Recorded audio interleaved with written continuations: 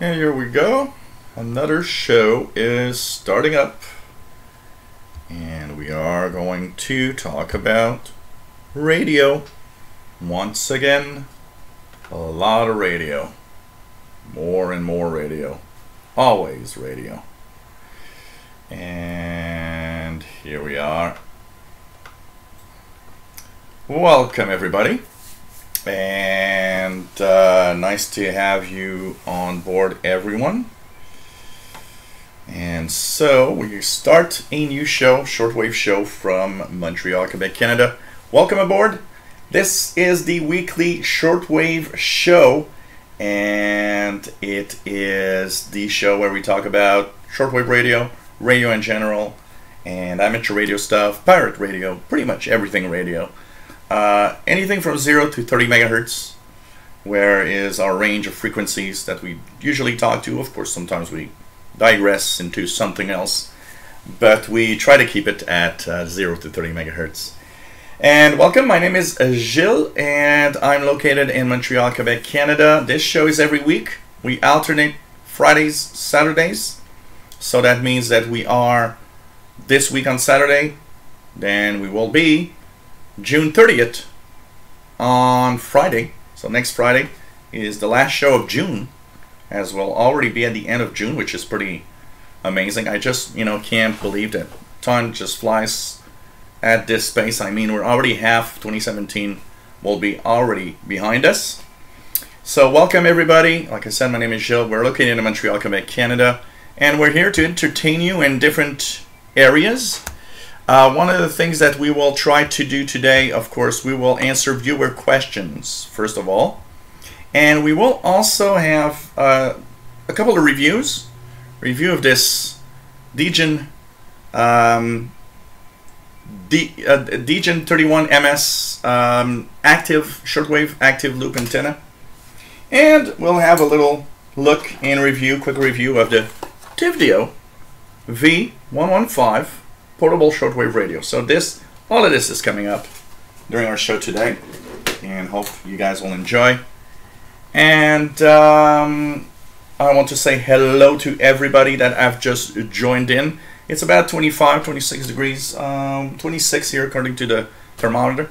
So that's close to 80 Fahrenheit, and it's sunny, but we just got a few minutes ago warning of some very severe thunderstorms close to us, but I've not been hearing any static crashes really on the radio, so I'm wondering if it's just in case. But anyways, we'll see. So hello there everybody. I want to say hi to everybody in the chat room. So hello there, Ralph Bender, Peter Griffin, Richard Cook, Kevin Y, XN80Xer, Keegan in Northwest Arkansas, sunny in 80 Fahrenheit, cool. R2DPO, hello there. Ghost World, hey there from New Jersey. What do we have? Bobby Burgess from Morgan City, Louisiana, USA. Chuck Gumbert, hello there from the land of Oz. Wichita, Kansas. Wow. I love that movie. Wizard of Oz is like something special for me. Judson Simon, hello there. Happy field day. Yeah, it's field day today, and we're going to talk a little bit about it. KM4UBR, North Carolina. Jeffrey Hunt, hello there. Nice to have you here. Pretty cool. Lilian Putina, hello there from Moldova. MDK2. The vaults, slowly coming, vaults. I'm rather tight on cash, so it's going to take a little while, but I should, at some point have it. I also need a new computer, so, everything is like together at the same time. Dan 805, hello there, North Carolina, USA. Nick Hammondel from Romania, hello there. 1990 Sunbird. If I miss out anybody, let's just check out, go back down the list. Brady Handle 03, nice to have you here. What do we have here? Thanks, Vals. I'll check that out for the lightning strikes in my area. And I'll be checking that to see if we've got some lightning strikes in the region, in the area. So thanks for the link. Okay. what do we have apart from that? Just closing this here. What do we have? Thank you very much, Peter Griffin. David in South Wales, UK. QRP radio listener. Nice to have you here from Ponza Island, Italy. Giuseppe. Nice to have you here. Maurizio Mario Parodi. More 5454. Ciao. From Genova, Italy. Nice to have you here. John Ritson. Good evening. 2E0JGR. Mick. Hey, hello there. Nice to have you on board. On the IRC chat, we have SG1 East Nebraska. Hello there. 83 Fahrenheit. Very sunny. Greetings.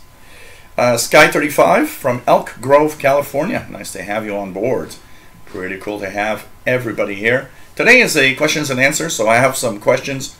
A lot of them from different videos that have appeared over the past few weeks. I thought we'd make a questions and answer with a little bit of tuning and of course checking out the two little items that I want to talk about.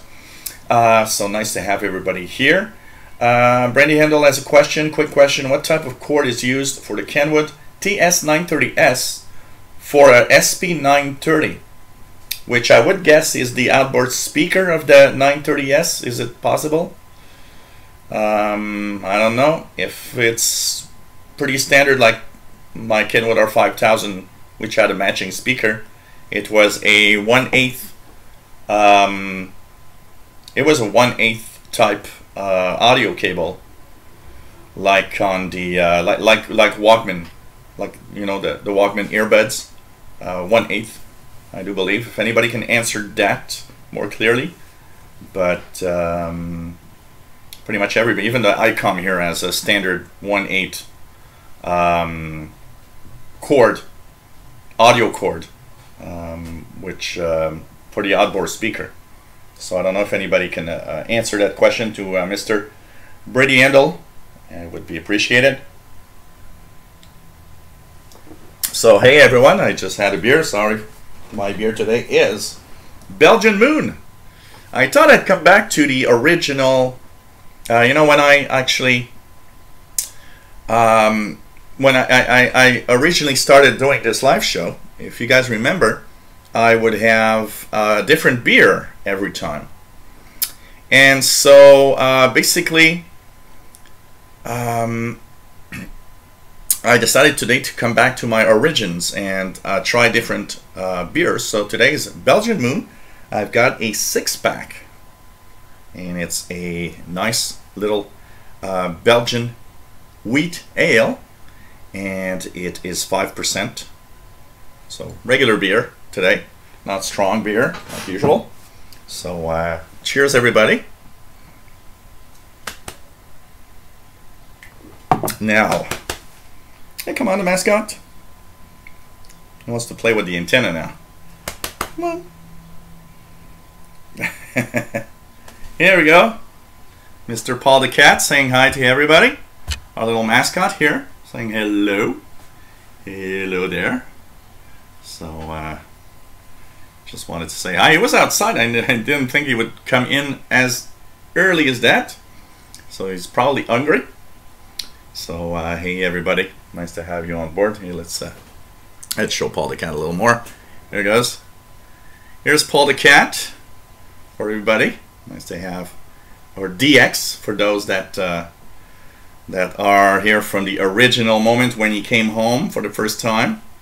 And pretty cool to have everyone on board as usual. Thanks for being here, by the way.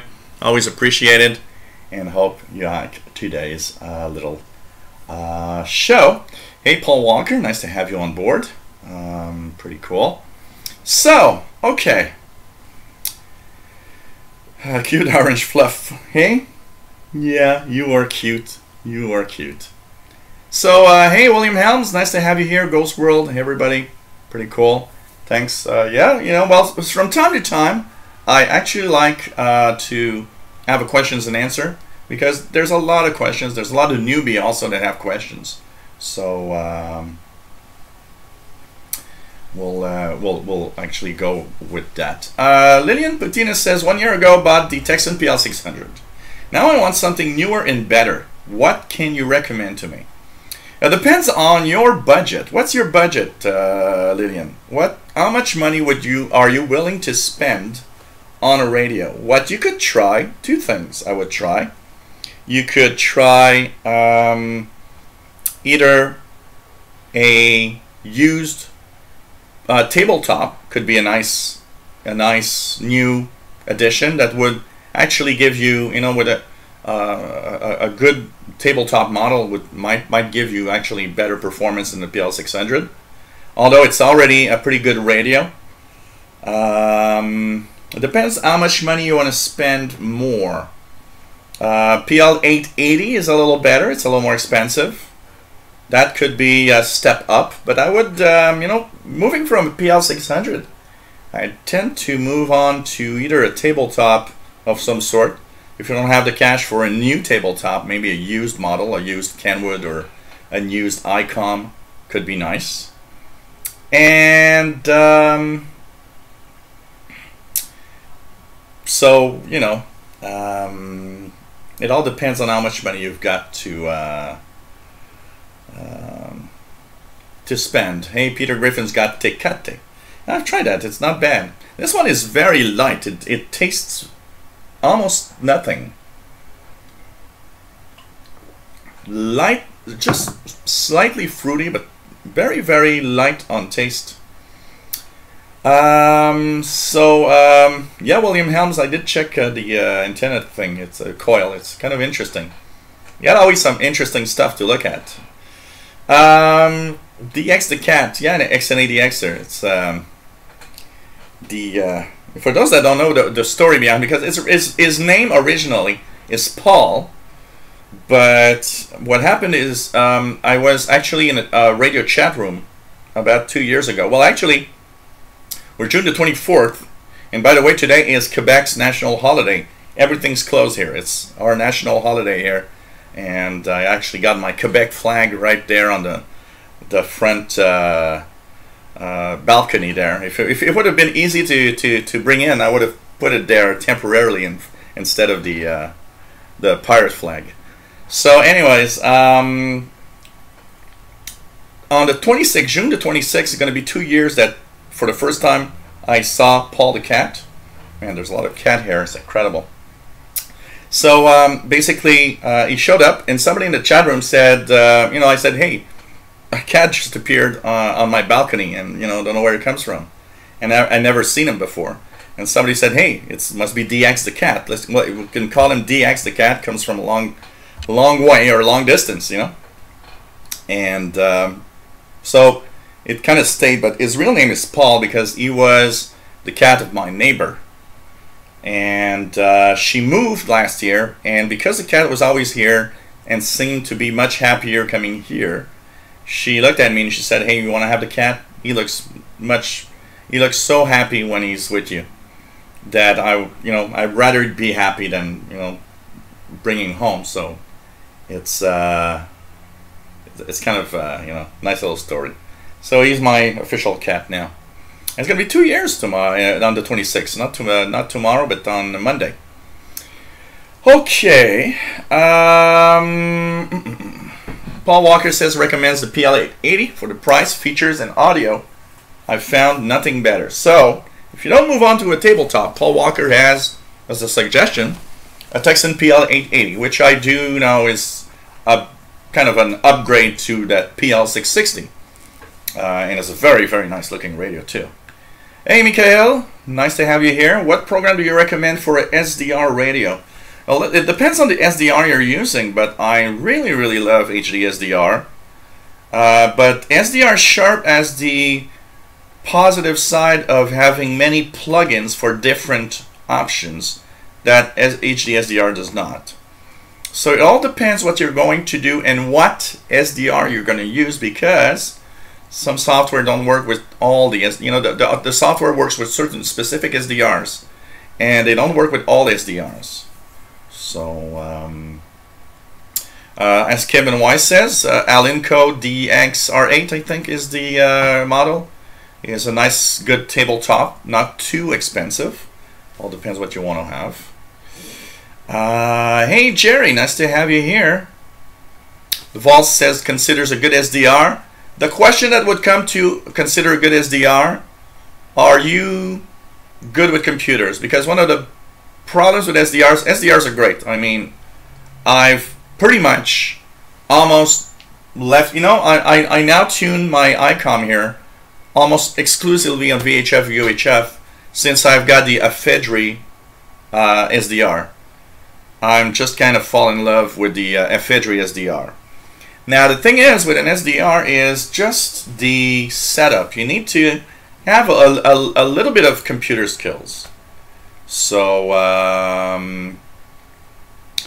that's the side that you have to know. So are you good with computers, or are you just, you know, tech enough to really you know, be able to set up the software and the SDR and you know, even though you know, you don't need to be an expert in computers, but you need to know your way around, you know, understand a little bit how computers work and installing drivers and installing stuff in software. If you're not too bad with computers, an SDR, absolutely. If you're not good with computers, an SDR might be a problem. It all depends. And SDRs are not all the same and all easy or not. So, you know, it all depends if you're good or not. XNADXer says 11 seconds delay. Yep, by the way, this is the clock, the official clock of the Shortwave show. So here you see the time and the you know, the delay, and also it tells you that I'm live. Yes, Jerry, it's La Saint Jean Baptiste, and we have tons of things happening all around here. There was a fireworks display just down the park here yesterday evening. There was a show, a music show with Quebecois artists at another park here 10 minutes from here. So yeah, John Ritson, that's pretty much the story of Paul. You know, it's funny because the cat, but what really made the decision is that one day me and the neighbor came home together and the cat was outside. And he started running towards us, and she was sure that the cat was going to stop next to her. He just ran right across. He didn't even look at her. And he came right in front of me and sat down and did like meow. And he wanted me to pet him, and she looked and she's like, well, he never did that to me. So she understood that the cat kind of fell in love with me. And I was, for some reason, his master now. So that's why she gave me the cat. Which is a very nice story, by the way. KC135R, nice to have you here from Manchester, UK. Jane Dagger, nice to have you make it. Cool. So, oh really, Mikael, your wife has a little hotel for cat. Cool. Lillian says, I bought a mini whip antenna, installed it outside on a 10-meter pillar. Now I'm experimenting with RTLSDR.com v3. Yeah, that's another piece of software that's not bad at all. So, you know, pretty cool. And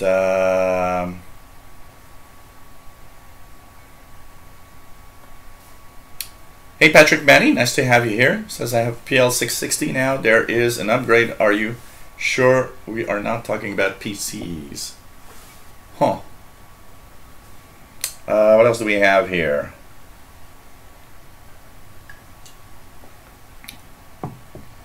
Yes, absolutely. I'm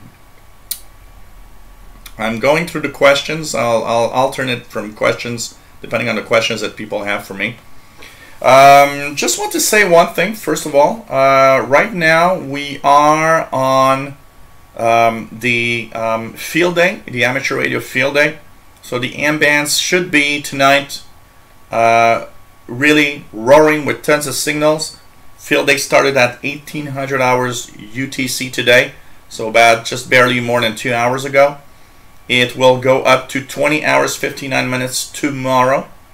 Field day is an occasion for amateur radio operators to show their skills and preparation for any emergency situation. So it's really cool for that. There are all sorts of rules, like you're not allowed to connect your amateur radio gear to the electrical power of your home. You're not supposed to use commercial grade antennas, you know, kind of makeshift antennas that you just build yourself are the way to go. Find yourself a way to power all of that and to operate. It's kind of a contest at the same time. It is kind of fun. It's fun also to think that, you know, there's a lot of people out there using their skills, and a little later we'll tune around and see how many stations from field that we get on 20 meters and different bands. So it is for all amateur bands except the work bands. So the 30 meter, what is it? The 12, 17, 30, and 60 meter bands are not included.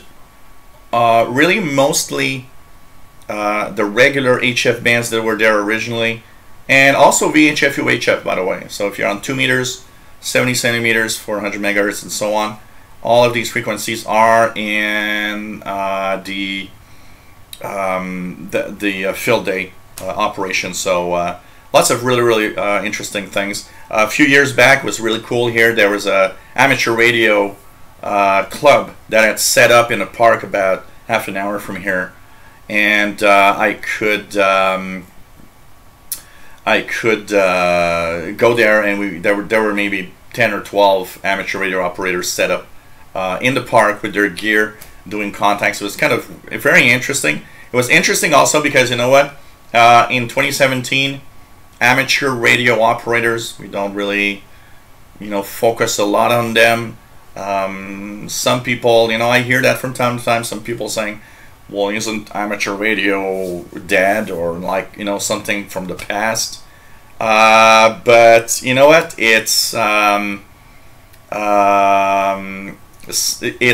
really not. We're still, you know, amateur radio operators are still great radio experimenters. We're still learning on radio propagation. We're still learning on all of those, you know, electromagnetic waves and everything. There are so many things we still don't know. You know, people would think that on 2017, oh yeah, radio is that thing that, you know, we know so much about today. No, there's tons of things we still don't know about radio. There's still a lot of mystery in the propagation, and amateur radio operators help continue in the learning path and the learning curve of everything that is radio waves. And you know, I think it's part of the cool stuff of being an amateur radio operator. I think it's really cool to have that, and it's really nice because, you know, really to try to, you know, in 2017 tell everybody that it still exists. And unfortunately, we have a lot of difficulty getting on board, you know, the young generation, which doesn't understand with the, you know, easy, let's just use the, you know, cell phone or the computer and, you know, talk across the world. Why the hell would I do that with a radio and have all that problem and that setup? And it's very, very unique, and let's hope that it, you know, it keeps going strong, hopefully. Yes, Jane Dagger, you will have my beard start out in my nose. Oh man, nice to have you on board. So if you got a question for that HGSDR, let me know, Jane Dagger. No problem. Okay, F. Blassie, nice to have it. Made it. Ex-girlfriend left, thank God. Now to my 32 ouncer. Whoa, that's nice. John Ritson says, he's a ginger tomcat, and they seem to like males better, as I have a cat that behaves the same and looks the same as well. You know, I've read also on a, John, on a, I've read a lot of, you know, of course, having a cat, first thing that you do is you read a lot on cat on the internet, because you want to learn a little more on how to take care of the cat, and, you know, what does it mean when the cat does this or that, and how to, you know, try to how to make him happy, basically. You know, of course, one of the things here is I want that cat to be really happy, and I did read that these ginger tomcat types seem to be some of the most effective, and some of the cats that really I mean, that cat is amazing. You know, if I have a party here, he just you know, walks around everybody. It's like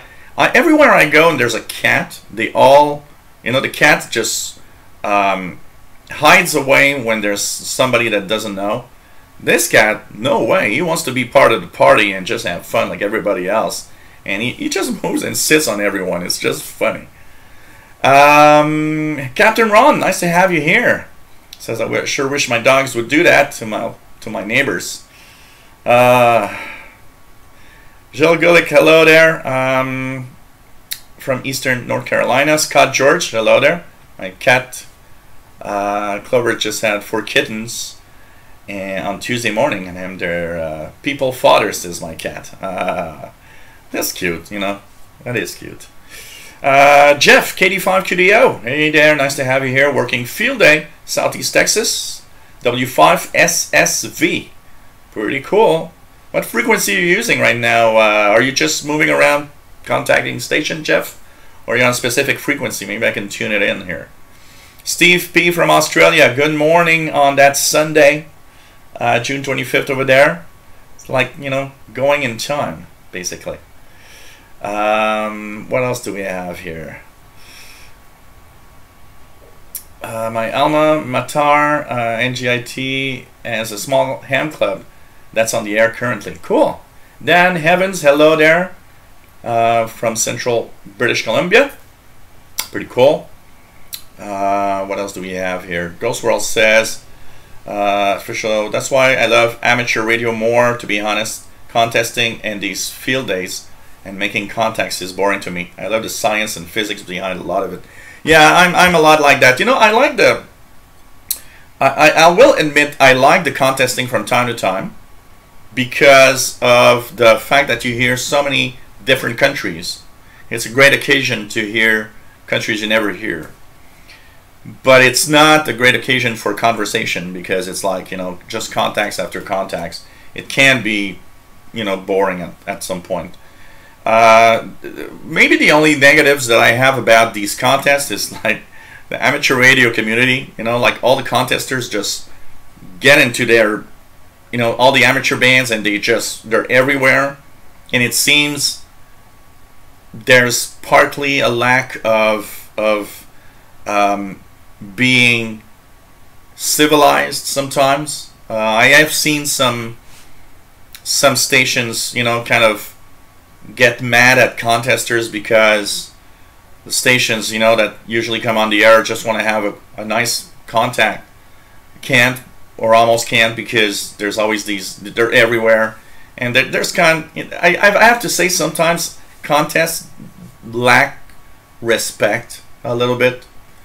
But hey, it's contesting. And, you know, at least it's not every weekend. But, you know, there's a lot of amateur radio operators, when they know that the weekend's coming up of contests, they just don't even turn on their rig. They're like, contest this weekend, I'm not even going on the bands. So it all depends, you know. Some people like contesting. I guess, you know, maybe there should be more stricter rules on contesting. I think, you know, when there's a contest, maybe they should make a rule that only certain parts of the spectrum in each band is allowed for contesting, so that the other part is left for whoever wants to just chatter along. But I agree with you, Ghost World. You know, the physics of radio signals, of everything is amazing. I mean, when you start dealing, and when your knowledge gets to the point where you're, you know, you understand your sporadic E-skip and tropospheric ducting, even the physics of, you know, with the solar activity, time of day and night, the gray line propagation, it's just amazing when you start playing with all of that and trying to understand also, wow, why is it that this moment here opens conditions to that frequency when there's nothing, you know? It's pretty amazing. Jane Dagger says, I have HD SDR installed, working, I think. using the new soft 55Q, and no matter where I go on dial, I just get static, no sound or voice. Your soft 55Q or 66, I would say it's probably a soft 66Q. You just moved left one key. It's probably the soft 66Q. Yeah, it's not working. You've not set it up to tune it. And what you are experiencing probably now is that it's just trying to tune like your sound card on your PC or something. There's something not set up right on your soft 66Q. Make sure that you have the correct driver installed. If it's USB plugged in, make sure that you've installed the proper drivers. I would guess that the soft 66Q maybe needs a driver like the Zadi driver. You have to override the Windows driver or else you're not going to have it working. And after that, you need to set a specific DLL file within the directory of HDSDR so that it can use the soft 66Q. And then there might be another peculiar way of setting it up. So there's a few things that is not right. And I don't know the soft 66Q a lot, so I can't really tell you. Maybe somebody that has one or has played with one can help you in that. But it's clearly not set up. You're not, when you're changing your frequency, you're actually not changing the soft 66Q's frequency. You're probably not having it working. So I would, from what I see, I would clearly make sure that the drivers will install, that you have that DLL. Pretty much on HDSDR, you need a special DLL for pretty much every SDR. So there must be one that you need to put in the folder of HDSDR for the soft 66Q. I think that's where there's something not right.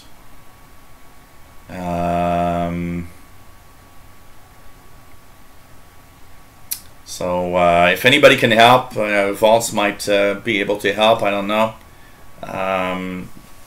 But there's something, of course, that's for sure. I think we need to look at the basic setup first. Make sure that it's set up right with the DLL file before we move on to is that or that selected. I think we need to really start from, okay, I plug it in, and step by step, what did you do? I think that's what you need. Hello there, Juan Amigo from Barcelona. Nice to have you on board. And pretty cool. Farney Jr., nice to have you here. So everything needs to be set right. And Jeff QD5QDO says the beam got hit by lightning, so we were out there this morning in ankle deep water, stringing wires in the trees. Whoa, that can't be more than, it can't be more emergency than that. I can tell you that for sure. DJ K Solo, nice to have you here. Pretty cool.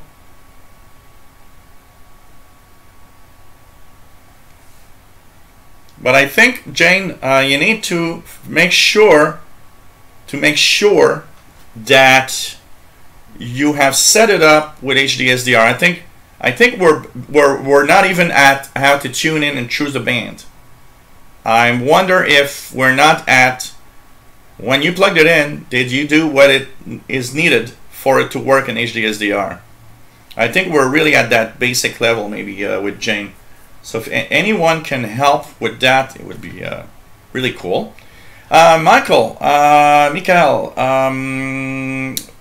do you donate? Well, here I will post the links. So by the way, it's much appreciated. Donations help me continue in what I do here, and they are essential for me to continue. You guys have been coming through, and it's really helping me. Part of it is going right now to a fund for eventually Wellbrook, but all the operations here cost money. The internet costs money. I take a lot of time to do all of these things, so that's time not don't use as, you know, a tech guy. I don't do a lot of tech jobs right now because I got a lot of YouTube stuff and a lot of, so, you know, does help a lot. PayPal donations at the Yahoo email that I just posted.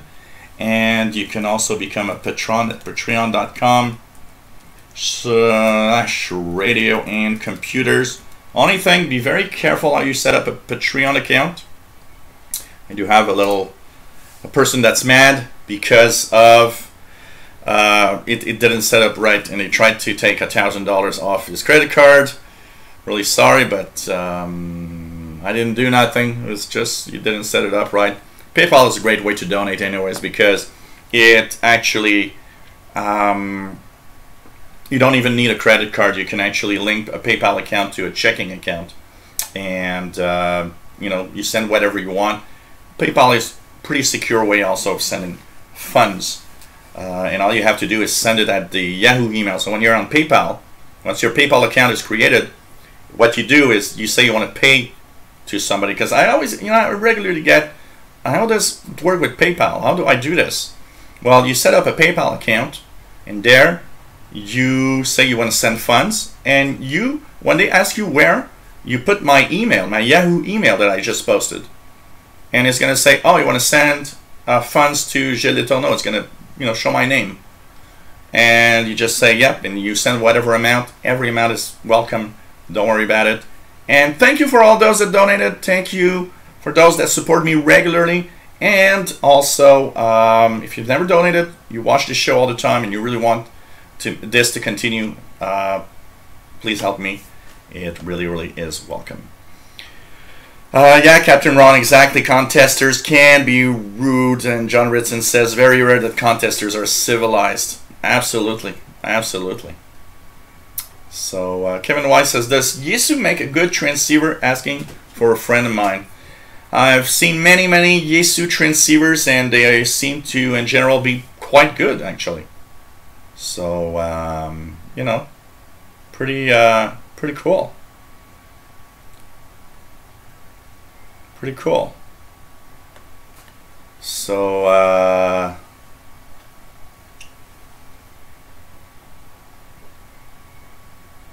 okay. Oh God, Jay Watterson 69. Hey there. I'll try to get it. I'll try to get the expedition bag. God, I always forget, man. I have so many things. I always forget to take it out. And you know what? It should have been out, because I almost could do the expedition on Thursday, but then the weather changed and just didn't do it anymore. But oh man. And no, I will not fix your computer. That's the case. I will not fix your computer. Okay, what else do we have here? So we'll try to have that later in the show, Jay Watterson. Yeah, so, you know, Jane, when you set up the software-defined receiver, okay, the first thing that you need to know is that I would guess it plugs in through a USB port. If it's like the SOF66, the regular SOF66 RTL, you need the Zadi driver. You need to download. There's a thing called Zadi, Z-A-D-I-G, and it installs a special driver for the SOF66 to be recognized as a device that HDSDR can tune. There's also maybe, well, probably a DLL file, a special configuration file that you have to put inside the HDSDR folder, because that is the file that explains to the software how that thing works. So I think you need to really start with that. I think maybe that's where it is. Okay, Farney Jr., what best shortwave radio to buy? It depends on the money you have to spend. Really depends on the money you have to spend. So if you want to learn a little more, you can check out my show that I posted, part 2 of my beginners show, posted this week on Thursday, where I talk about the different shortwave receivers, how they are, and it all depends on how much money you got to spend. Cosmic Lettuce, nice to have you here.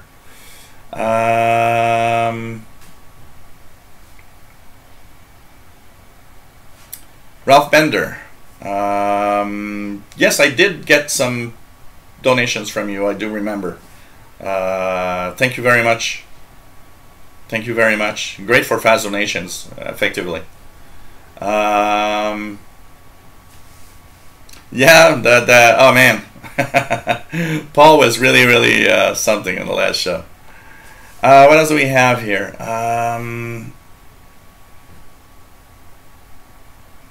Yeah, exactly. As everybody's saying, just check my video. It's about an hour long, and you'll have a lot of stuff that you can check out. So, Jane, that's the basics. You got to start by installing that driver because HDSDR doesn't recognize an SDR.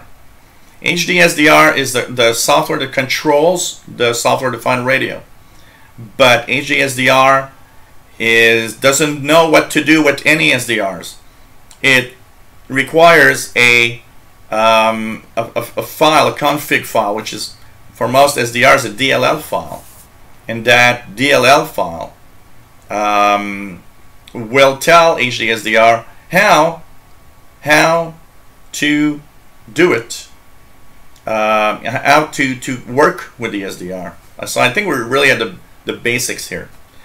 And Dave Todd, hello there, nice to have you here. Pretty cool. And he's ordered an SDR Play RSP2. I think I'm gonna have a lot of fun with that.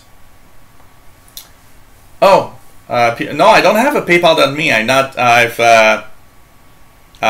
need to set one up. I should really check that out. I've never really checked it out. And thanks for everybody that I've donated, by the way. And by the way, you can donate in any currency you wish. You don't worry about the currency. Don't, you know, if you are, I've received donations in pretty much, you know, in Swedish krona, in euros, in, you know, British pounds, and US dollars. It doesn't matter. It doesn't matter. I'll do PayPal asked me here if I want to convert it. So don't worry about it. You don't have to worry about, oh, should I don't know if I send it in dollars, US dollars or Canadian dollars, or it just doesn't matter. Just send it in your currency and it's going to be fine. Dan Walsh, hey there, nice to have you here. So, pretty cool. Let me just check it out here. Take another beer. This beer is kind of good, but it gets really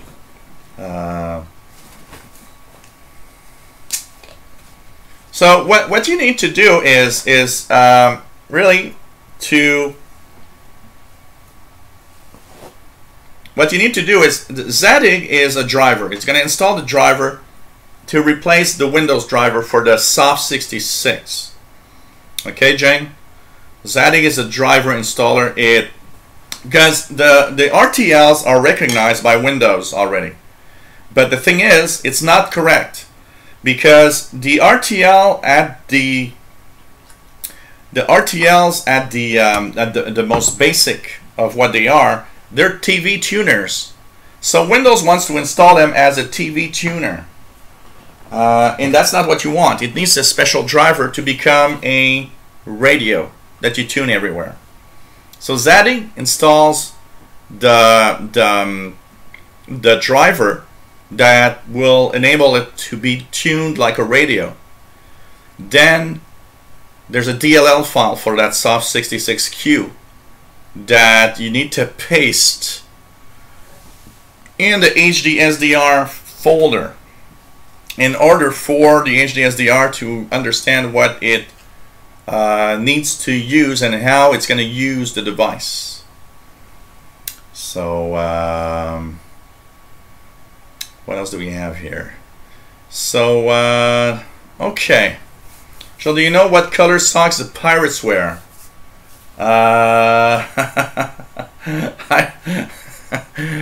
Black socks.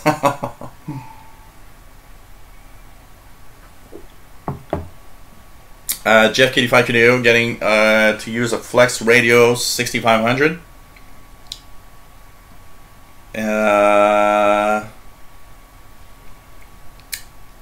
Sweet SDR radio, but too expensive for me. Yeah, some of them are really, really expensive. And I gotta say, you know, when I look at the Ephedry, which is around 200, man, it's surprisingly good radio. And as we have that question, you know what, Lillian, we're going to actually have right now a review of this marvelous antenna, which is the Degen 31 MS active shortwave medium wave antenna by Degen. There's several different versions. They're all the same, whatever versions you buy. There's a little medium wave shortwave switch here. This is what the antenna looks like. And this is the control box, which has the circuitry for the active antenna. And you got with that the wires to plug it into the receiver. Or if you don't have an input jack on the receiver, clips to clip it to the antenna of the receiver. And for the medium wave, a ferrite coupler that you put close to the receiver to try to increase your reception. So I got this a week ago and set it up and used it with different receivers and set it up at different places. And all I'm gonna say is that don't waste your money on this at all, because it doesn't do what it's supposed to do. And I'll explain why. And you know what? I was totally perplexed at the fact that a lot of people, and it comes by the way in this little box here, with instructions in the back. Okay. Hey there, Mad Radio DXer. Nice to have you here. So, why doesn't it work? And why do some people say it's fantastic as an antenna? And I'm going to explain to you guys why this doesn't work, but people can be fooled into thinking it does work. And the reason is because this doesn't do anything. It's supposed to be an active antenna, but it's not. And what makes this antenna actually work, basically, is the length of wire that you get to plug in everything. It simply works as a long wire antenna. It's like putting a long wire. And you know what? I went to so many different forums to see what people thought of it. And I kind of understand why there's no, well, it's not that bad, but it's not the best I've seen. It's either it's crappy or it's good. And the thing is that I think people are fooled into thinking it works just because when you plug it to a radio, of course it makes reception better. That, absolutely. When I plug this with the wire to any of my portable receivers, it increases, yes, the signal level. Absolutely. That, absolutely. It's just that it's the length of wire connecting to the radio that's acting as antenna, not the thing here. This doesn't do anything. You switch an on or off and you have absolutely no difference at all on any receiver. It could actually be not there and you would not see a difference. And it's very delicate to say, oh yeah, it does work, because shortwave signals change all the time. So when you tune it or when you use the control, it's easy to be fooled by, okay, and that's my opinion, by the way. I just want to say that's my opinion, but I gotta say this doesn't do anything. I tell you, there's just a little red light and that's it. What it's supposed to do, it doesn't do it. You know, I do think that he probably tried to do something with this It just doesn't really work. And that's what pretty much everybody that I started looking at their comments. You know, the people that say it works, I think are just fooled, because it's easy to be fooled. I mean, you can plug this in, and okay, if I let somebody, a newbie or somebody that, you know, just wants to try it out, plug it in and try it with a radio, he's going to say, oh, when I plug it in, signals are stronger. And yes, they are. Totally. I can tell you that. They are totally stronger. But it's not because it's simplified by this thing. I tell you guys, this is just because there's a very long length of cable to plug in up to your radio. And that plus this part makes it like a long wire antenna. And as such, one of the tests that I'll be posting a video on this week is I will be plugging this on. I will be cutting a length of wire approximately the length of this thing, okay? And I'll be even doing the shape here with it and just not putting this. And you guys will see that we'll achieve the exact same amount of signal. So instead of spending your money on the Degen 31 MS, buy yourself 100 feet of wire and hook it up outside, and it's just gonna work as good as this or better. The only thing, it kind of has it's you know, when people come over, it's kind of a little cool look. You know, the fact that it's made like that, it's kind of a cool little look. But it doesn't. The active part of the active shortwave antenna is not there. It's, you know, it doesn't even work a little bit. A piece of wire does the same thing. So you know what? I think a lot of the comments about it works come from people that just plugged it in and plugged in the wire into the receiver and said, oh, it's good, my signals are better. And if they've never plugged anything else, you know, if they've just used the telescopic on the receiver, oh yeah, absolutely. When you plug this in, it does improve the signal. It's just that it's because you just made the antenna longer and nothing else. Nothing else. So it's easy to get fooled, and that's what I want to say mostly. And when I see the people say, oh yeah, it works. It works. Well, it just works because it's a longer antenna than you were using before, and that's pretty much what it is. And if you put 20 feet of wire, 30 feet of wire, you're going to have the same results for 1/10 of the price of this thing. It's not very expensive. I mean, it's like 25 bucks or something. It's just that, you know, for 25 bucks, I would get probably about 300 to 400 feet of copper wire here, which would serve as multiple antennas and better antennas in general. So, you know, don't buy this. The Degen 31 MS loop antenna is no good for what it's supposed to do. And don't get fooled by the people saying it does something, because, like I said, it actually really does something. Yes, it does improve. For everybody that bought this, probably noticed it improved their signal. But once again, it's just because it extends the antenna. It's like a long wire antenna. It's not even a long wire, it's a wire antenna. So instead of having just the telescopic, you've got a length of wire which is longer and improves reception. So that's pretty much my take on the Degen 31 MS. And the fact that it doesn't do what it's supposed to do. But if you have ordered one and if you got one, it's, you know, it does give you more long wire. It does more signal, you know. That's it. You know, it's just funny when you look at it. Cricket Ninja 5, hello there. Hello, Man Radio DX, sir.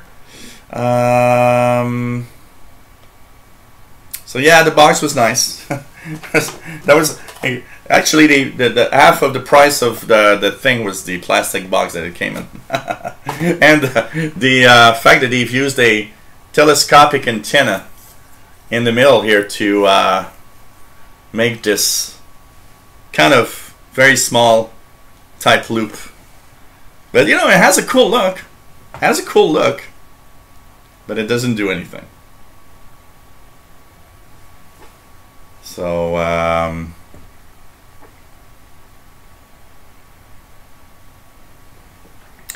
well, you know, Nick, I mean, it's really a question of where you put it, and it's just that it extends your wire, and the way that you set it up probably is a way that it does give you less noise, because the antenna itself, mostly what's here the problem is the active side of this antenna does not do anything.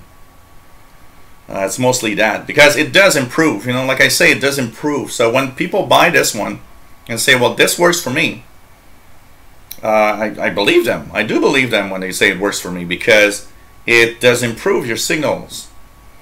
But it's not because of this. You could have put a outdoor wire and have the same results that this gives you.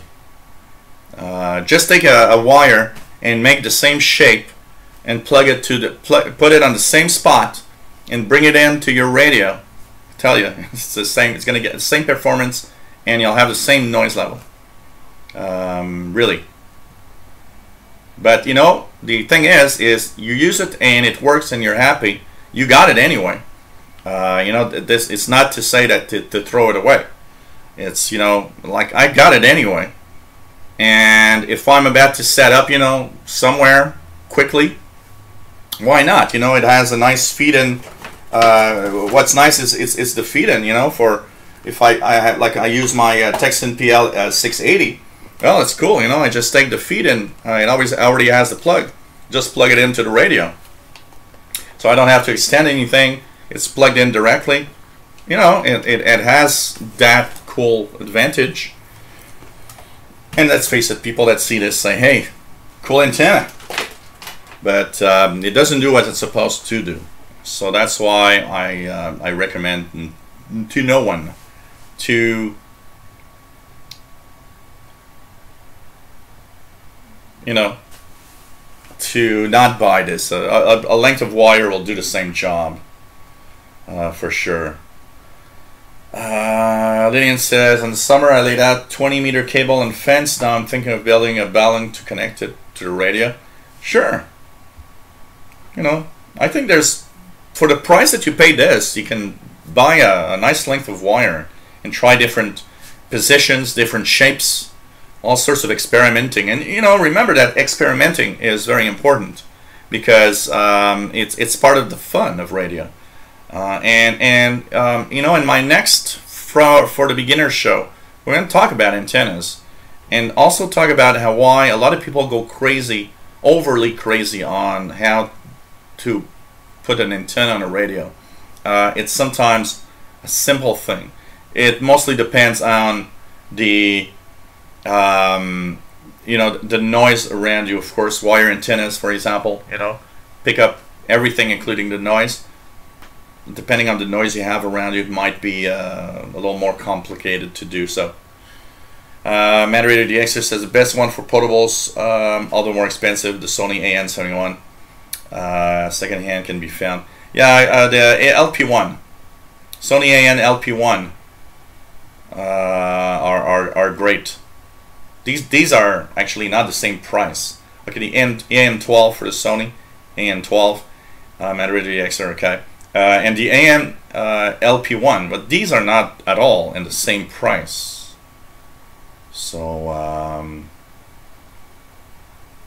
yeah, but it's mostly, you know what, Nick, your noise level that is lower on the loop is if it's this loop you're talking about, is mostly how you set it up more than anything else.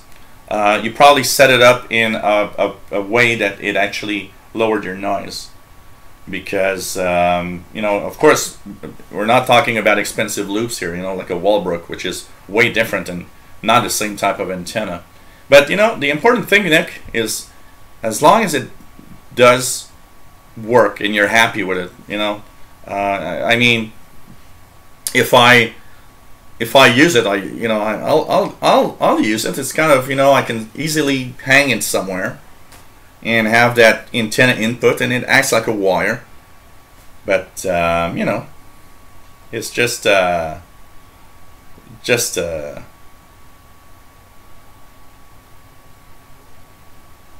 just doesn't do what it's supposed to do. The active part of it doesn't work, unfortunately.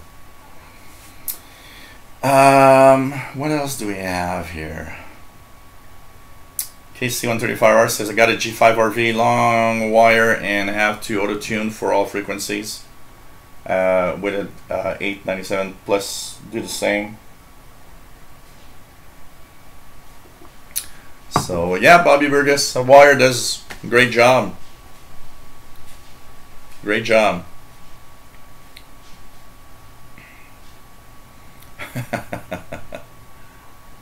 What else do we have here?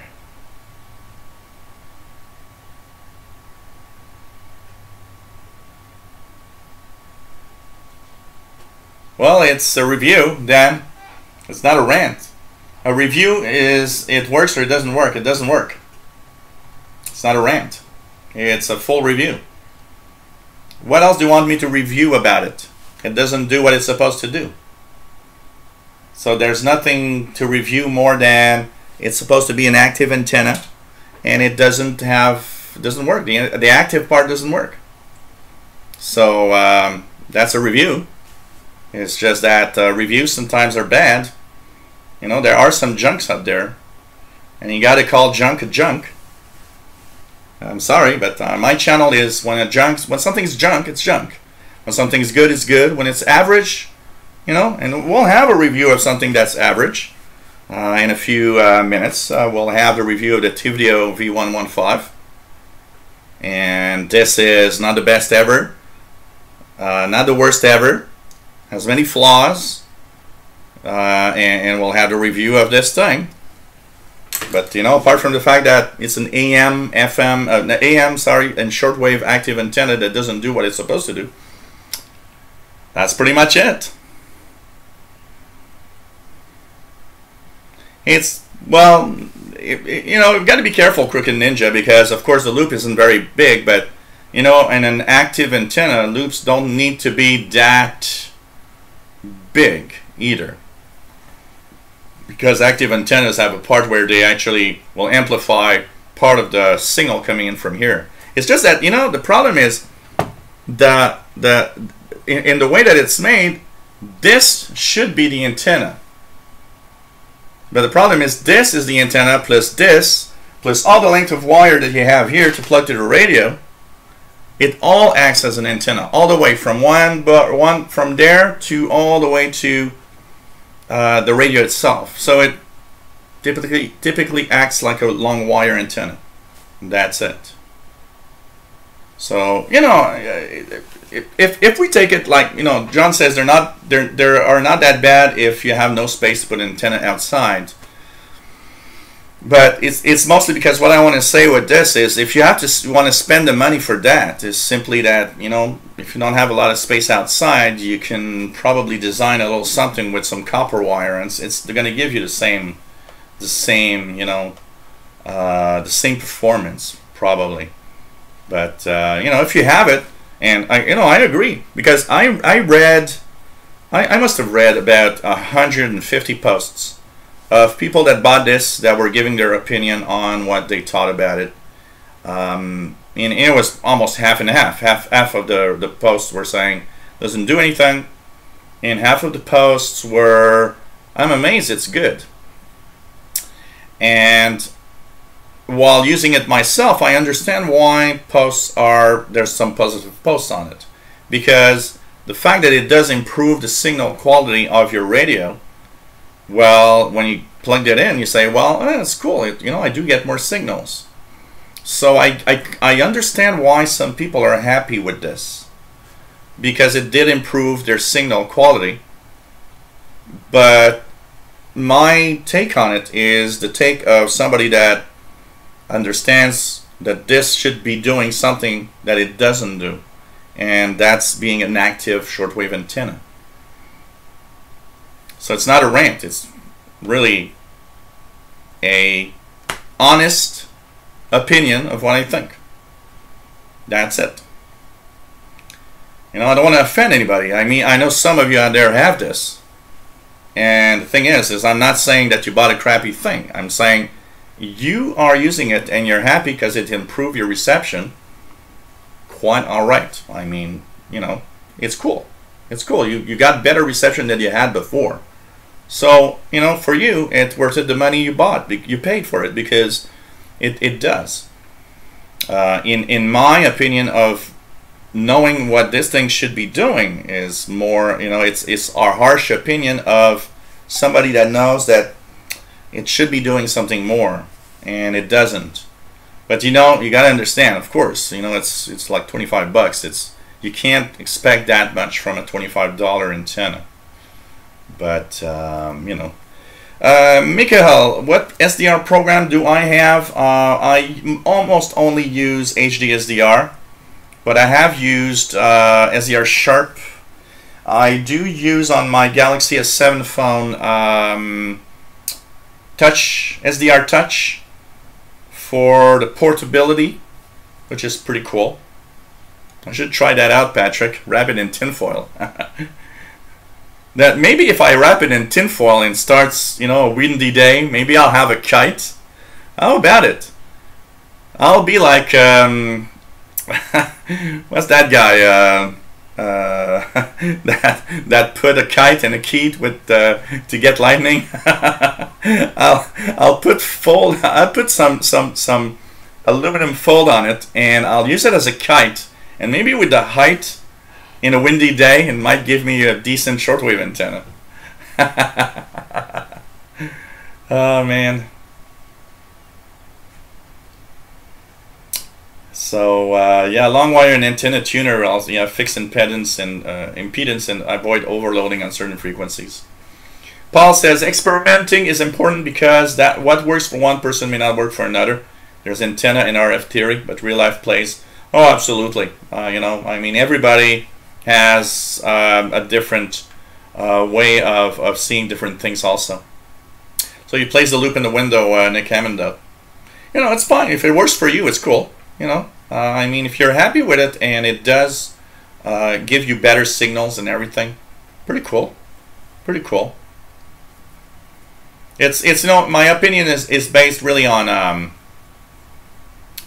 is based on simply you know, because I understand what it should be doing more that it doesn't do, basically.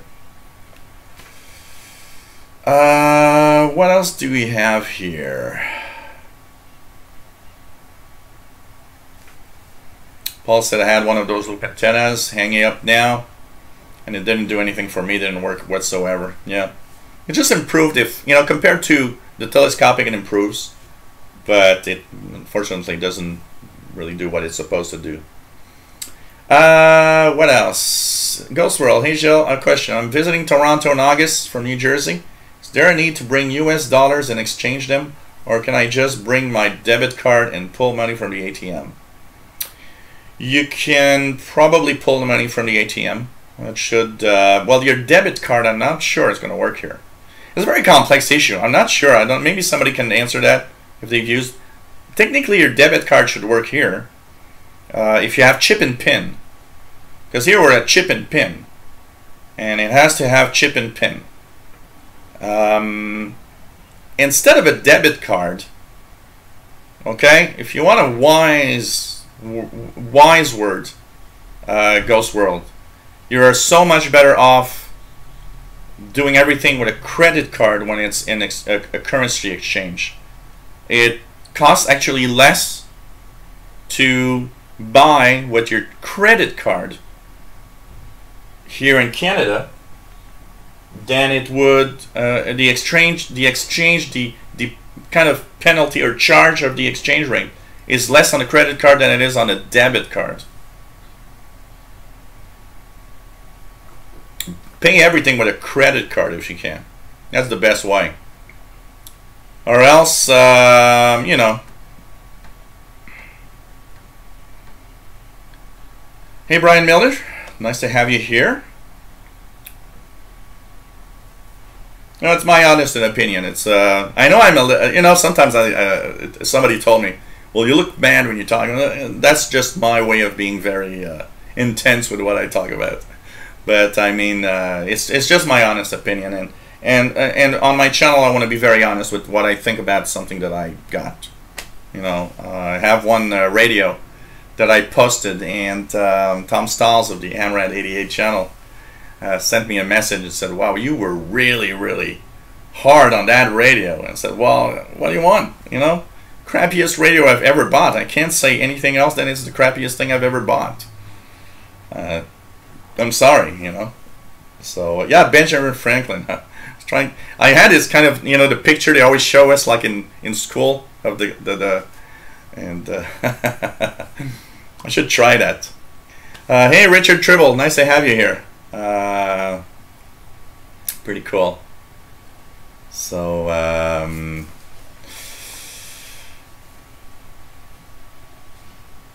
what else do we have? What else do we have? And there's a lot of noise outside. I don't know what they're doing. Sorry, guys. Okay, let's see here. Let's see. What else do we have? What else do we have? Hey, Mike Husher, nice to have you here. Used to have the Degenerous antenna, not the best, but it did work better than the Sony AN-LP1. What I did notice was that keeping the feed wire coiled up made it work better, and it was directional. Huh, interesting. Interesting. Yeah, Matt. Thanks, Matthew Keller says my debit card always worked when I came out to Vancouver, but I will admit that I haven't been over the border since 2003. Okay, but things have changed here, Matthew. Here we're chip and pin all the way. You guys in the U.S. have started. We don't swipe cards here, and I think nobody swipes anymore here. And you're better with a credit card. I'm pretty sure you're better with a credit card, especially for the exchange rate. I can tell you that. So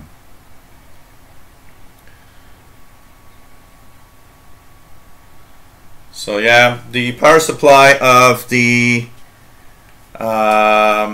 Degen controller is two AAA batteries. Two AAA batteries that are in here. And there's a little button here that's supposed to help you tune around or help you kind of, you know, find the sweet spot of what, depending on the frequency.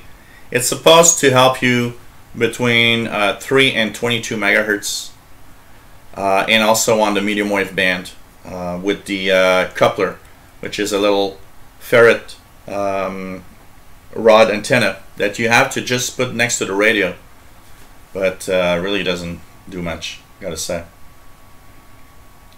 So what else do we have here?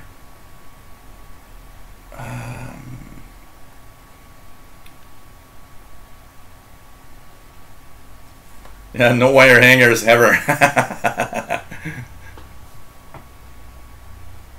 But you know, the important thing is if you have one and it works well, that's pretty cool.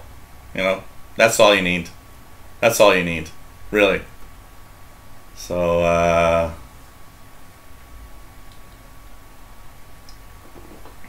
no, it's just that, you know, how can you review, when you want to talk about something that doesn't do what it's supposed to do, I mean, you know, that's how it turns up. That's it, you know. What else do we have here? Hey there, Newish and Lewis. Sorry, Newish and Lewis 65 from the UK. Nice to have you on board. Yeah, Jay Watterson, get the Ernie in the bathtub radio and compare reception to those crappy radios. That would be interesting. I wonder how, you know, I back then I didn't know at all. You know, I just tune around and listen to music. I remember Ernie in the bathtub was always tuned to a music station, so. But I'd be curious as to how good of a AM radio that thing was, probably. So, hey Lillian, Putina, nice to have you on board, and take care. Yes, sorry about the lateness. It's kind of a compromise here. 2000 is a compromise for me, halfway from, you know, for Europe and half for North America. If I do it earlier, I'll miss out on big chunk of North America. So it's, you know, maybe, you know, what could be interesting if I, when I come back in August with with more regular shows, maybe we could try 2 different time frame for the shows. I don't know. We'll see this. The Degen Nazi. Yeah, Jerry, I'm the Degen Nazi. No antenna for you. No good for you. It's like the no soup for you, but no good for you.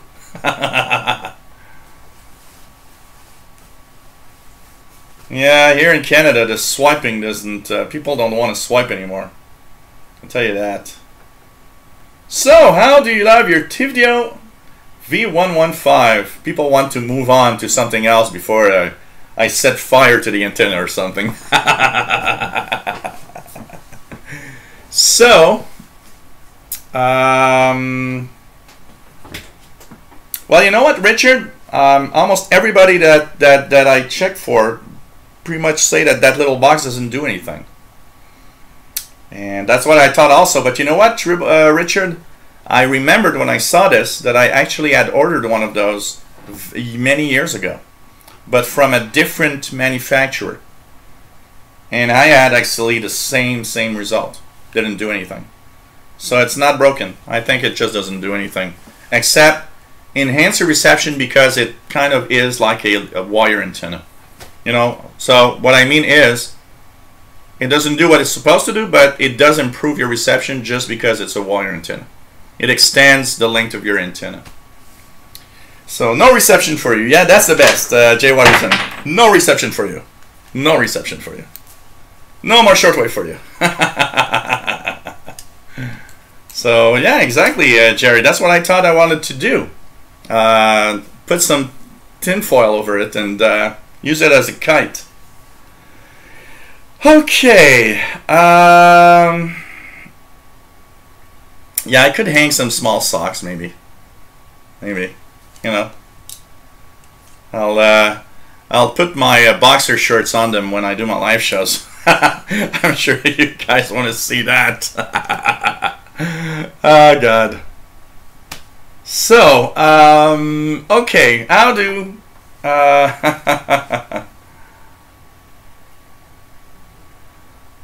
I'll do.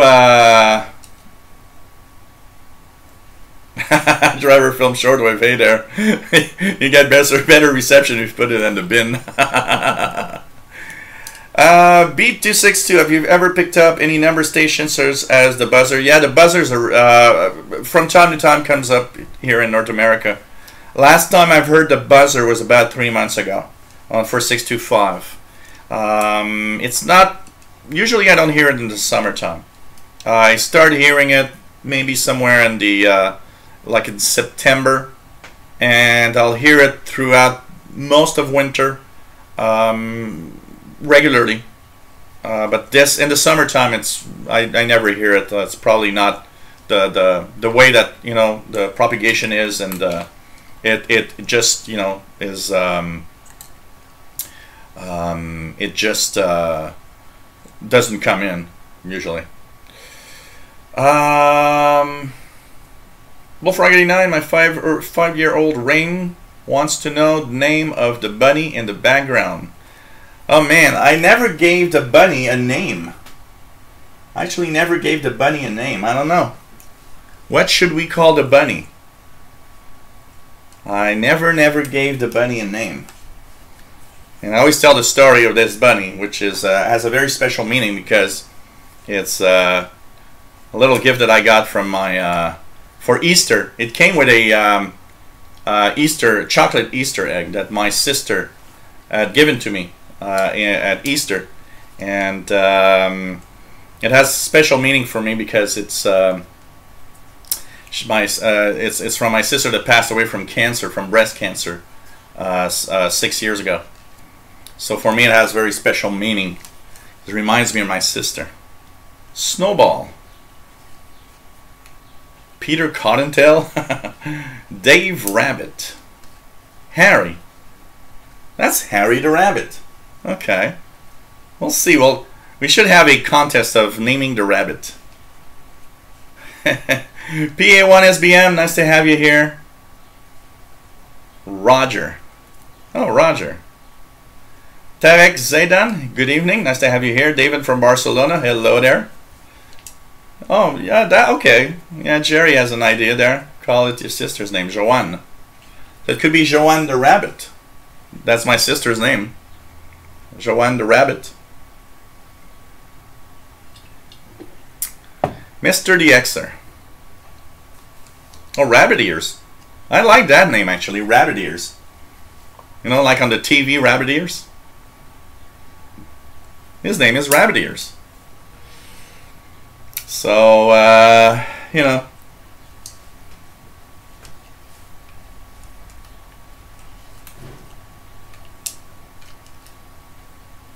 It just says, Dan, it could be the clothes acting as an antenna, especially well.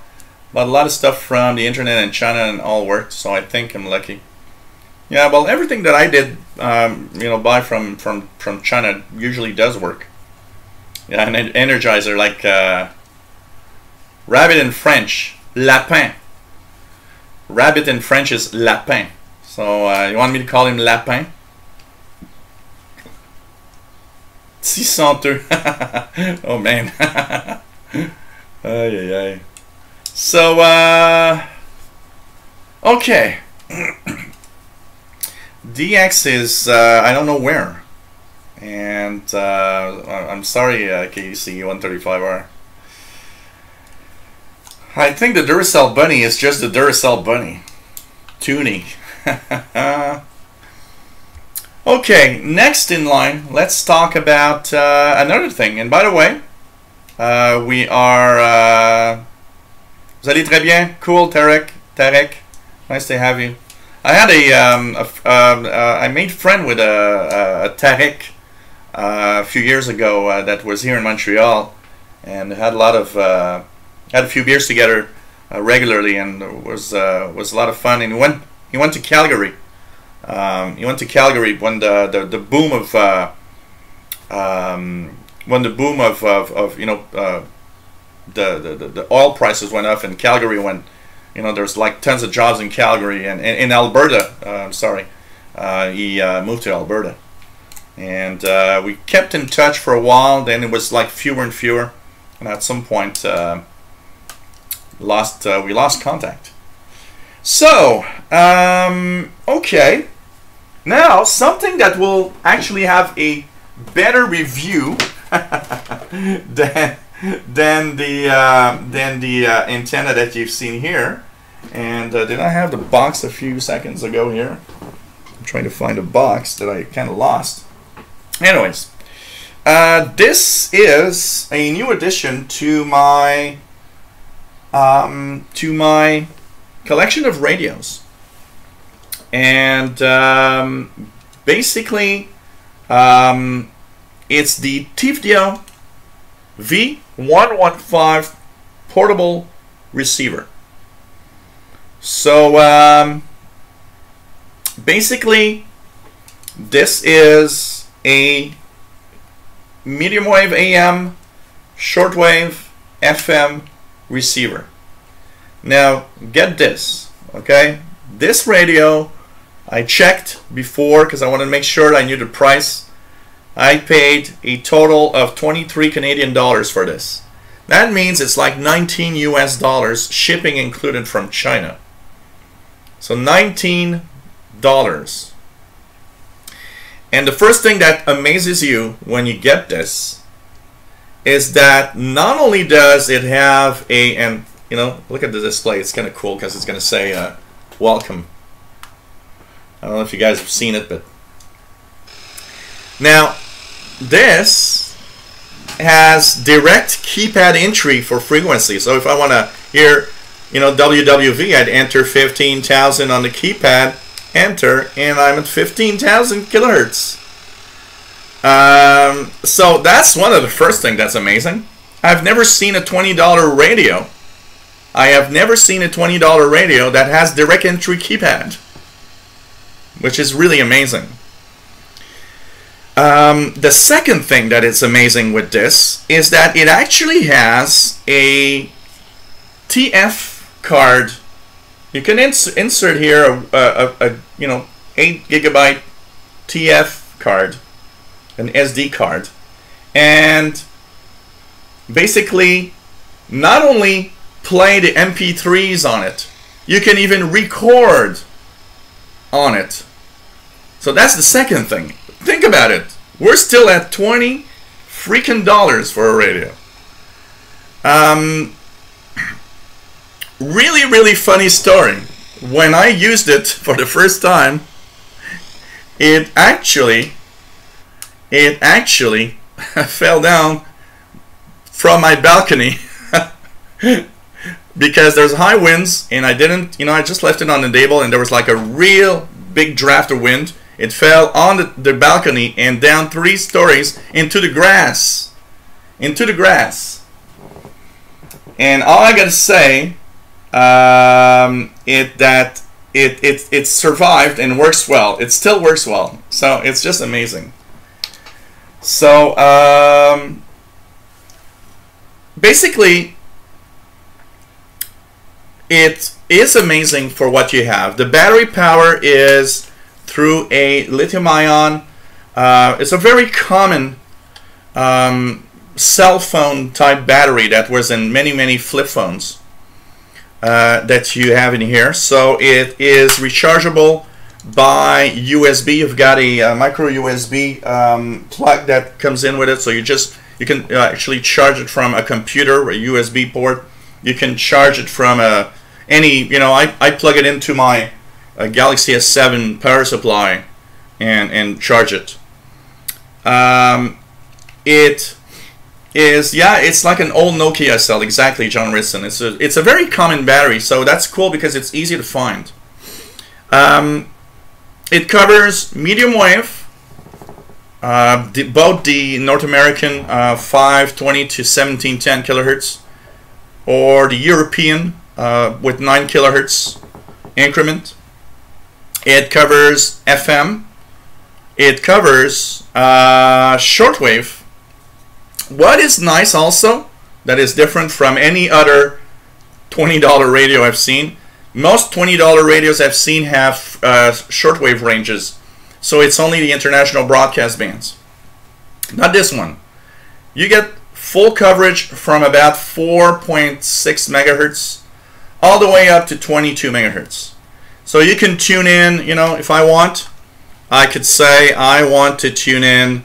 Of course, there's no single sideband, but if I want to tune in the frequencies for the, you know, for the military, the EM action messages.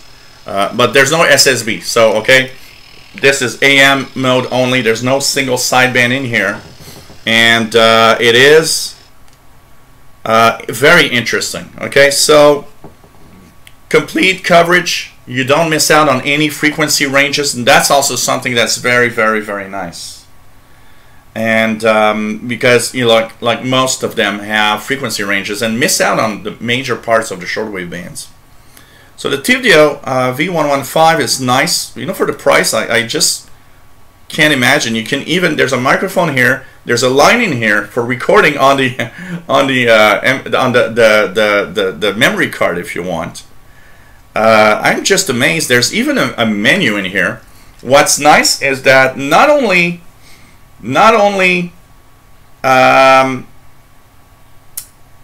do you have menus, but you can, for example, the lighting in here, you can set it to be on for 5, 10, 20 seconds, or always, or never.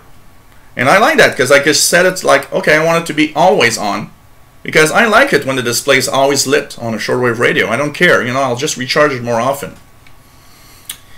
Of course, telescopic antenna comes with the little piece of wire needed to charge it, but it's a very standard micro USB, so there's, you know, it's not that difficult to find if you lose it. It's the same that's used on many Android phones. Now, how does it perform?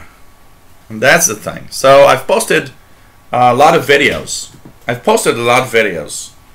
On my channel of reception of Romania, of different WRMI, a reception of you know, Radio Slovakia, of the Radio Ukraine, Radio Havana, Cuba, and the thing is, okay, the main complaint that I have of this receiver is that it, first of all, is noisy from the electronics. So actually, when I turn it on right now with the antenna collapse, that weird noise you've got, which is like a weird, I don't know if you guys hear it really well, but it sometimes shows up like a weird ringing from within. That is entirely generated within the receiver. Entirely within the receiver. So the electronics is a little noisy. That's the first thing you need to know. Here in Montreal, we've got some really, yeah, kind of electronic birdies, Mad Radio DXer. It's really the internal circuitry is interfering with itself. And actually, when you put the antenna up and remove it and make it as far away from the radio as possible, it goes away somewhat, but it interferes sometimes with signals a little bit. The other thing is, here in Montreal, we've got some very strong FM stations. And the thing is, they often, and this is often an issue with quite a few of my shortwave receivers that are of lower grade, there's breakthrough of FM stations everywhere.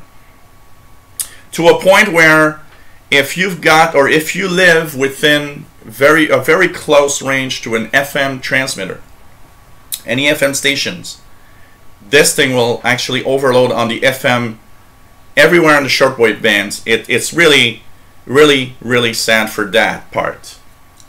But if I put it in the specific places, and you know, when I made the videos of listening to the different stations, I actually put this radio in very specific places in my home where in those areas it seemed to kind of avoid the FM breakthrough. And now I'm able to tune in to the shortwave bands a little more. If you don't have FM stations that are very strong close to you, or if you can somewhat remove the FM breakthrough, what I found here is a shortwave radio that is pretty sensitive. But unfortunately, it's a problem because, you know, I have, like, in my home, if I want to listen to shortwave on this, I have to put it like on two or three little specific spots in my home where I'll tune the shortwave signals without having the FM overloading breakthrough. But I can't, you know, if I put it here and try to tune shortwave, it's probably not going to work at all because it's going to break through. And forget about putting this on it. It just makes it worse. You know, the fact that you just extend this antenna more actually makes more overload of the FM stations than anything else. So it's sad for that part, FM station breakthroughs. But if you can somewhat remove it, or if you live far from FM stations, one of the things that I think this thing is, it's a capable radio. It's sensitive enough to get a lot of signals. It's not a DX machine because of the internal noise, but it's very interesting. On FM, it's a okay receiver. It's not as sensitive as other receivers. You know, if I take my Texan PL 380 on FM, it's more sensitive than this one. But this gets all the major stations. Sound quality, even though this little speaker is very small, sound quality is surprising, I have to say. Medium wave is actually quite good. Medium wave, I've had a lot of fun tuning around. There's no FM breakthrough on medium wave, so it's cool for that. And I listened yesterday. One of the videos I posted was medium wave listening on it, and so $20.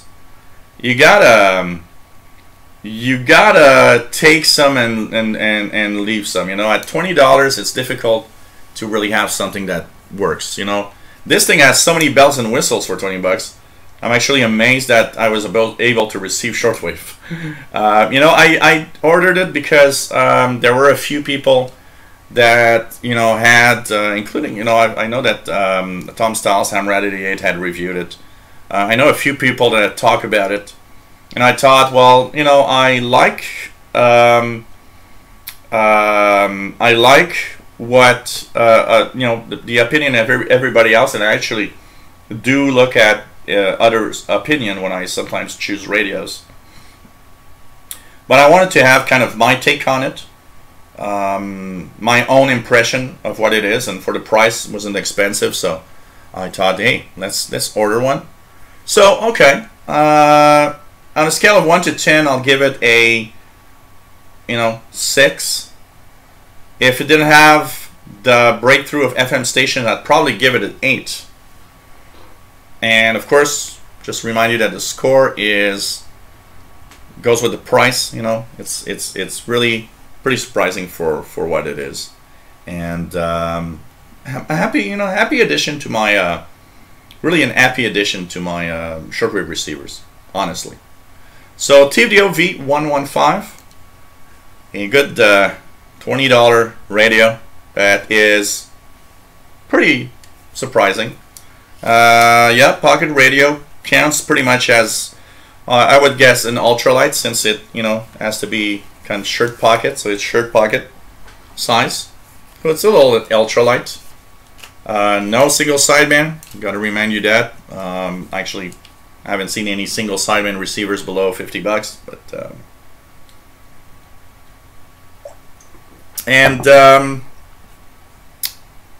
I don't know. I'm really happy. Honestly, I'm happy, even though it does have the flaw of the breakthrough of stations. But this week, Mick, I'm not gonna try with a Degen antenna. It's just gonna have zero possibilities. I'll be testing it. I'll be testing it against the Texan PL380 this week. So I think that could be a very, very interesting test. And you're going to see that the Texan PL380, which is double the price, it's a little more than double the price, is actually much better receiver. David, I could not test it because it's a TF card that I need, and I don't have a TF card, so I was not able to test anything here. It's not a regular SD, it's really a TF card. So I looked at the price. I want to order one so I can test it out, but I have not been able to test it yet, since I didn't have a compatible card to insert in here. But I will try to test it out for sure.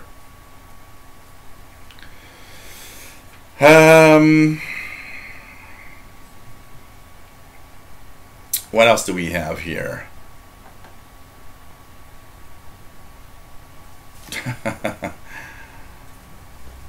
So that's the only functionality, like I said, David, that I do not have, that I've tested. So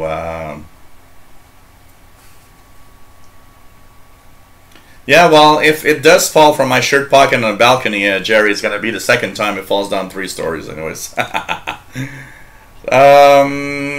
Nick Amendot says Degen DE13 is the best value for buck if you're looking for cheap ones. Degen DE13, very amazing. And the solar and hand crank makes it appealing, very, very appealing. Texanar 9012, also very nice, cheap, portable.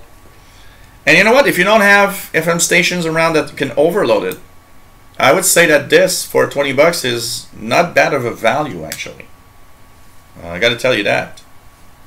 No attenuator at all. Nope, at all. It's really, you know, straightforward receiver. Simon Templar from Portland, Oregon. Nice to have you on board. So this, you know, but like I said, the biggest problem I have here, if you know, to tune it, is because it overloads with the FM stations in this room.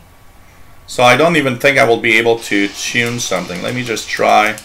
What would be at this time? Where I'll try 11.930. Well,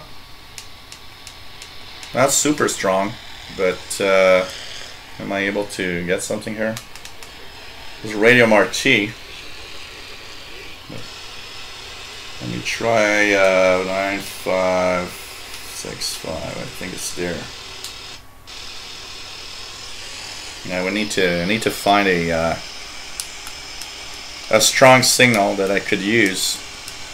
Oops. The keypad is in a horizontal manner. Yeah. I need to move to another room. Here it's almost impossible to test out. And by the way, the battery lasts a very, very long time in reception. I charged it up when I got it, and I've used it at least, it worked about 10 hours in the past 2 days. And the battery is still at 75%. So it doesn't use a lot of power. That's pretty cool. Even though I keep the display lit up all the time. But, you know, cool little radio. Cool little radio, I'm going to tell you. So, you know. Yeah, that's the only thing I couldn't test, Jerry, because I don't have the TF card. So...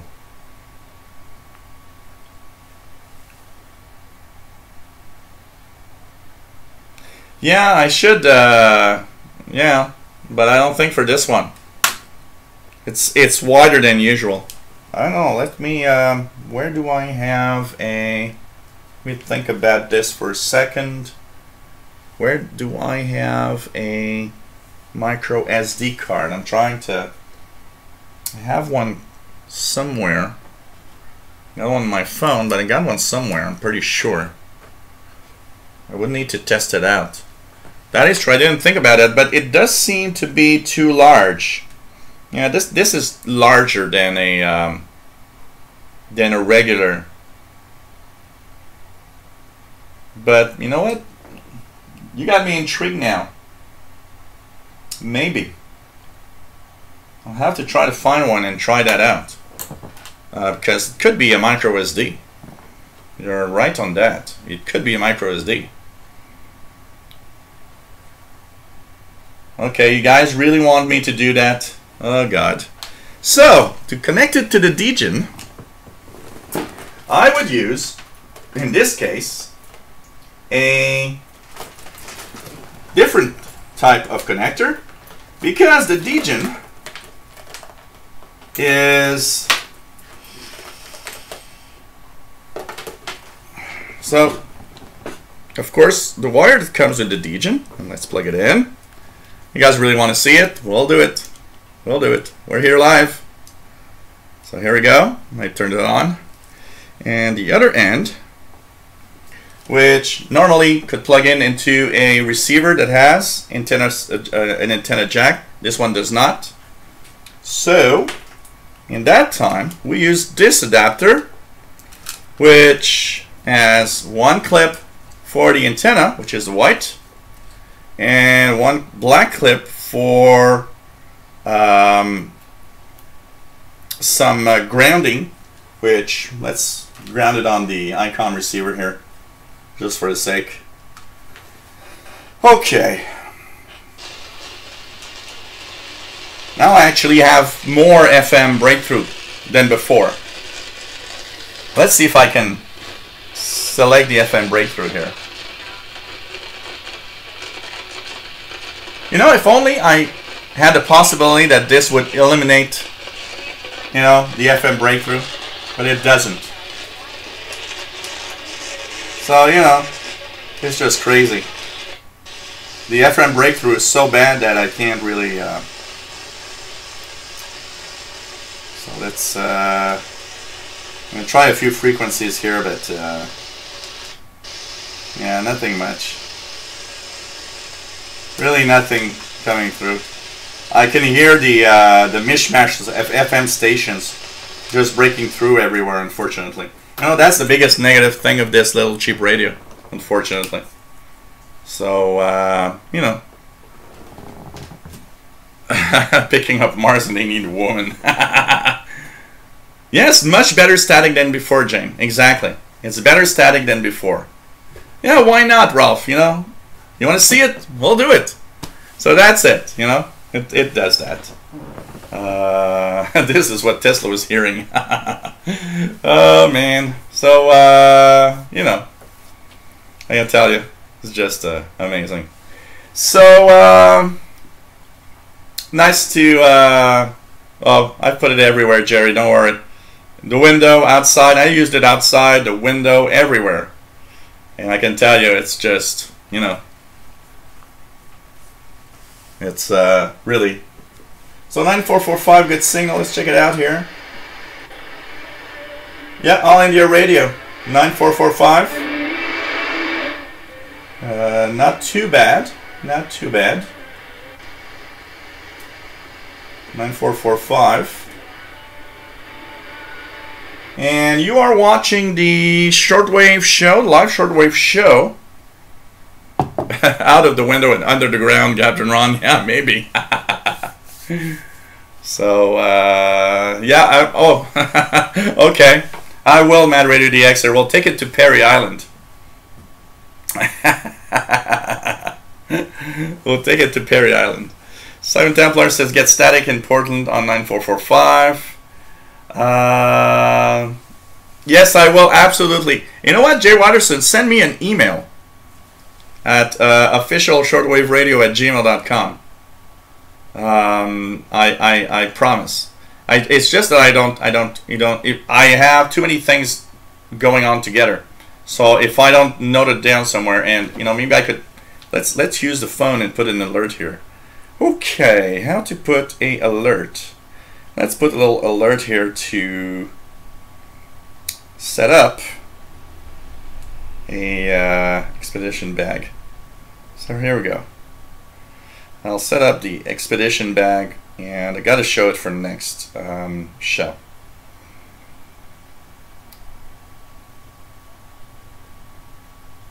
Here we go. So we'll have it, okay? We'll have it. Oh, man.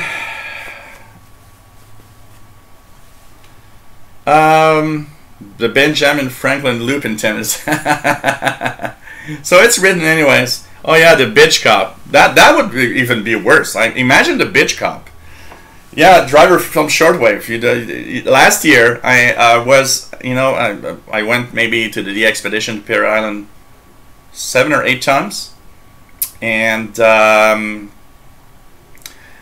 in one of, you know, recently they've had a lot of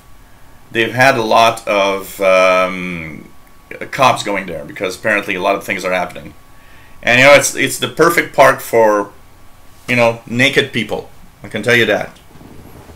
And because there probably were too many naked people, recently in the past, last year at least, every time I was there were cops, all the time.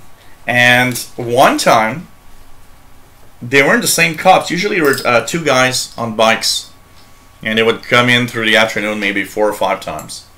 And they were kind of okay, you know, I mean, they would just look at my setup and just wonder what I was doing, but they didn't bother me, you know. But not the last time I went there last year, the time before, I think the other way, the time before. It was a man and a woman. And she stopped. She asked me what I was doing. And she started arguing with her friend cop there that I might need a permit in order to set up a wire in a tree. And we're asking, we're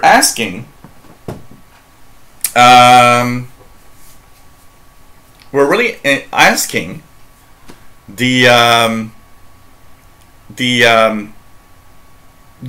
city. She was calling like everywhere with a radio about needing a permit, and she was like a real bitch. And the guy cop,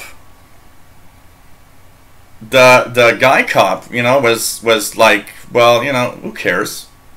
But she was no. You know, at some point she always wanted to like take my bag and see what's inside. And it was like, you know, I remember telling her when she said, okay, well, I want to see what's in your bag. I said, well, if you want to see what's in my bag, you better have a warrant, because my bag is here and it's not. You're not gonna watch. You're gonna look. You're not gonna look in it. And I was saying very polite, but you know, I'm also the kind of guy that gets annoyed fast. So I was polite, but very direct. And you know, at some point it was like, you know, she was. I was sure actually before the end. At the while that was happening, I was pretty sure. Okay, I'll have a story for the next live show, because you know she's gonna bring me to the police station somehow and accuse me or something. You know, I was getting annoyed, and I was direct, and you know, she wanted to see my bag. No, you're not gonna see my bag. The hell with it. You're not gonna see my bag. You know, I almost said at one point, you know, it's like, you know, if it continues like this, I'm gonna have a lawyer here. You know? So anyways, as I always said, every time that I had some issue like that with the cops, I don't know why, I don't know if it's just me, but I can tell you just one thing, is every time it's a woman cop, they're always bitches. I'm sorry. Women cop are bitches. And every time I see cops, I only want to see the guys. They're usually relaxed. You know, of course there's bad guy cops. But, I mean, every time there was a woman, I just want to, like, you know, I can tell you that. You know, what the hell? Oh yeah, he wanted to do something. You know, he had 200 feet of copper wire. Maybe a terrorist. Yeah, sure. I got a radio and 100 feet of wire in a tree. What am I going to do? Blow up the trees? Come on. I can tell you that. Just thinking about it, you know, just makes me mad again. Hey, Log 2112, nice to have you here. But man, it was something. I can tell you that. And I look like a dodgy character. You know, of course they don't see a guy with 100 feet of wire in trees regularly. And that, I will give you that. But man, I can tell you that. Oh, God. It's mostly, you know, what I hate about that is that she's like, she was looking to see if I had the crappy antenna. Oh, God. But, you know, just leave me alone, you know, do something else. But, you know, I'm the kind of guy that, okay, you know, if you annoy me, you know, I understand you're here to help and try to keep us safe. You're not doing that now. You're just annoying. You're an annoying bitch. That's all. I'll tell you one thing. Hey, you're watching the Shortwave show, the ranting show, the whatever show today, the review and non-reviews, and the rant, and me getting annoyed of talking about bitch cops. So, it's, you know, this Shortwave show is every week. We are here on alternating Fridays and Saturdays. So today is a show on Saturday. That means the next show is Friday.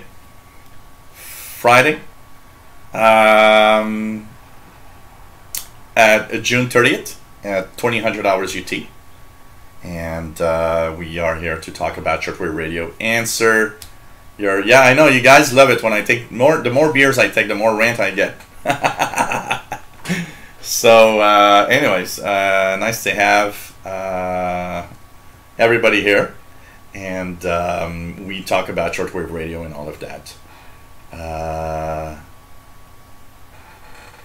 Oh no, you know, Neil, I do agree totally. Okay, Neil Braden has a nice comment here, and I do agree that a lot of cops have it very, very difficult, and that I totally agree. And I have my own opinion of cops because of the past, but I think where my rant is going here is more into the cops that don't really think with their heads. I mean, I've been to Perry Island so many times, and I've seen hundreds of cops, and they never annoyed me and never did anything. And in life, in my life, every time that something happened with a cop, it was always a woman. Never with guys.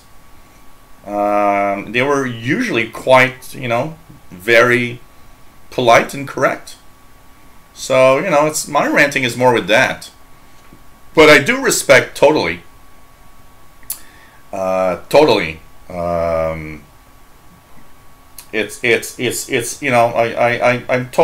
and my ranting doesn't represent the I hate cops or anything. I do not, and they keep us safe. And it is a hard job, I would not want to be a cop. I'd be the ranting cop. Hey, you. So no, I'd be a nice cop. I think I'd be a nice cop. But it is a very, very, very, difficult job. And I like that. Like Neil. We respect each other's opinion, and it's cool. I think that's the fun thing. I think we can, really talk like adults and exchange opinions. I actually like exchanging opinions a lot.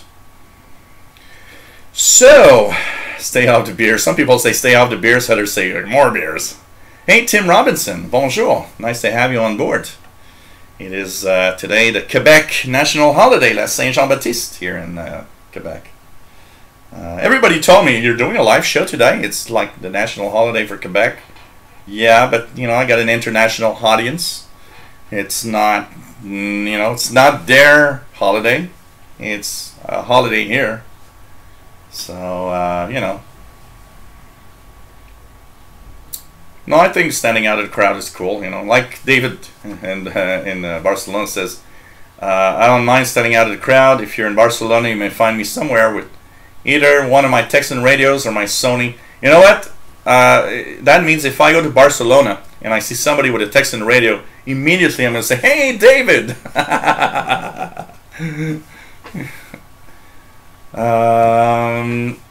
Ghost World says, "Hey, speaking of which, is there a way you can send out when you're going about to go live for your shows? I sometimes forget when all your shows are. Would be nice to get an alert." Yeah, starting in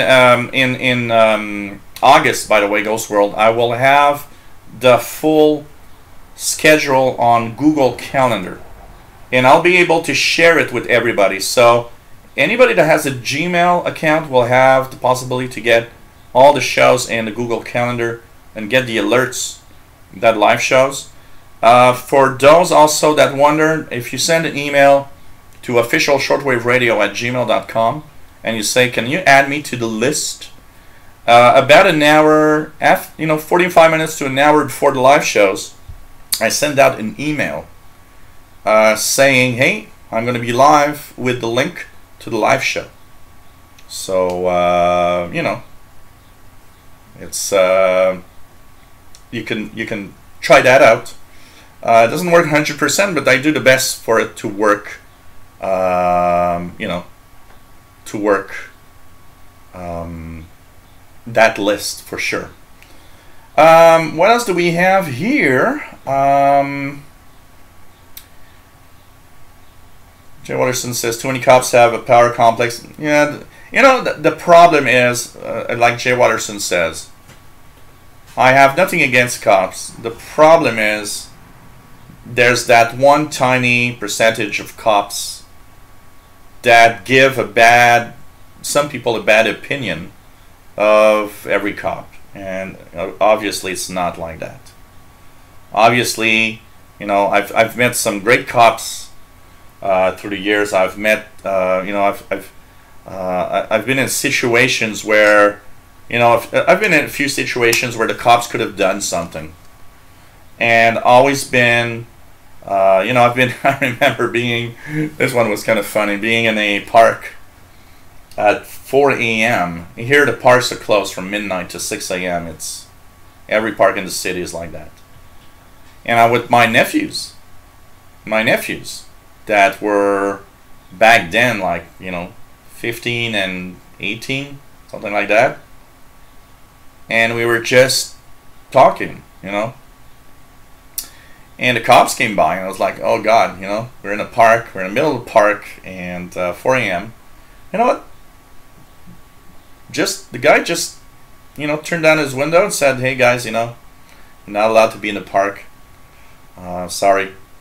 And, you know, he saw we were not doing anything bad. And he had the logic of just, you know, I'm sorry guys, but you can't stay here. And that's fine. We just, you know, we just got up and went out of the park. We went somewhere else, you know. I mean, I've had tremendous experiences with cops that were quite all right. Absolutely no problem there. But, you know, I also had a few rant with the cops that was like, yeah, God, you know, I can tell you that. But, you know, it's just something that you got to, you know, be. Thank you, Matt Radio DXer. It's, you know, and I don't know.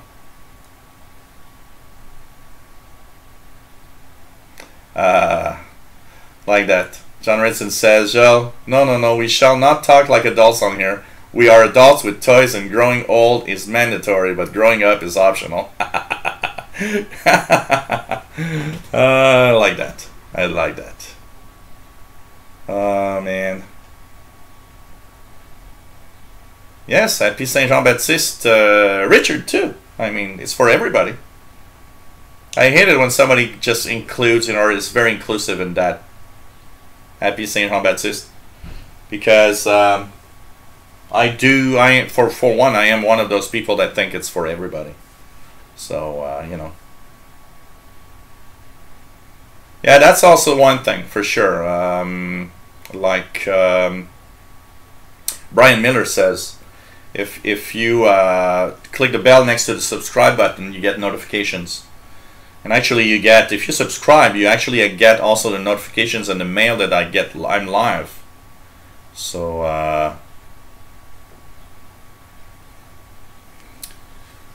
what else do we have?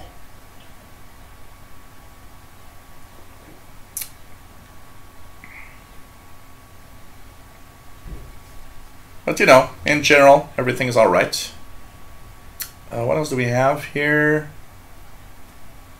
No problem, Tim. Cannot be there all the time, can tell you that. One of the things I see on Facebook go through all the time that I find really funny, it's in French, but if I translate it, goes something like, when I was young, I wanted to be an adult, and it ends up with, what a dumb idea that was. And I love that. When I was young, I wanted to be an adult. What a dumb idea was that. So, you know.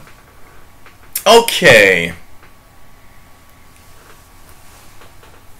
KC135R says, if I get silly, blame the cider. No problem with that. Yes, I'd rather hack my shoe size. Okay, Jane Dagger has Bloody Mary. Cool. That's you know, Bloody Marys. What the problem with the Bloody Mary is I drink that like Coca-Cola. It's like I just, hey, I want another one. It's something I just, you know. Richard says Romania in English on 7430. How about we yep. The minister announced they resorted to an emergency procedure of purchasing the entire amount of vaccines necessary for the national immunization program, paying special attention to the anti-measles vaccines. So, hey there, Gary Stewart. Nice to have you here. Never too old. Yep, you're never too old. Absolutely. Never too old. And by the way, before we tune around the, we've been on for 2 hours 5 now. We're going to tune around a little bit and see if there's some activity for that field day today. PayPal donations for anybody that wants to help out in my live shows. You can, of course, send me a PayPal donation through the Yahoo email I just posted. You can also become a patron at patreon.com/radio-and-computers. And there you can, of course, become a patron. Just be careful how you set it up. You can do a one-time donation. You can also set something every month. I do have quite a few patrons. And thank you very much for everybody that donates. PayPal donations also quite easy to do. And thank you very much. Thank you very much for everybody that donates. It's always much appreciated in me continuing what I am doing right now. So, so cheers, everybody.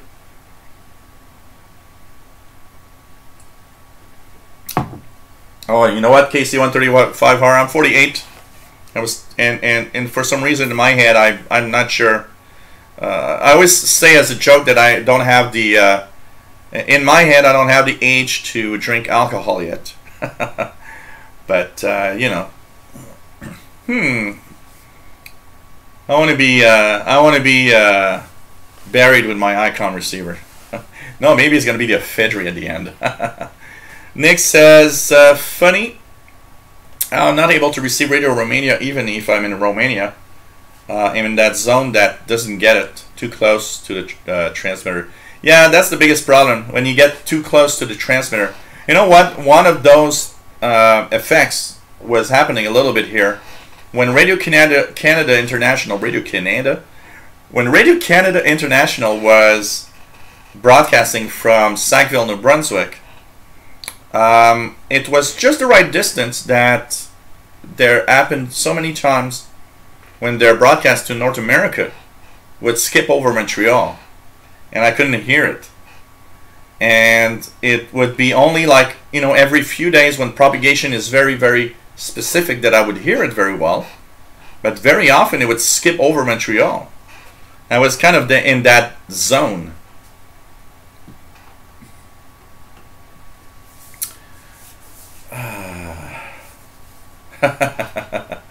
No. Tim. Oh, God. Oh, you got your phone back?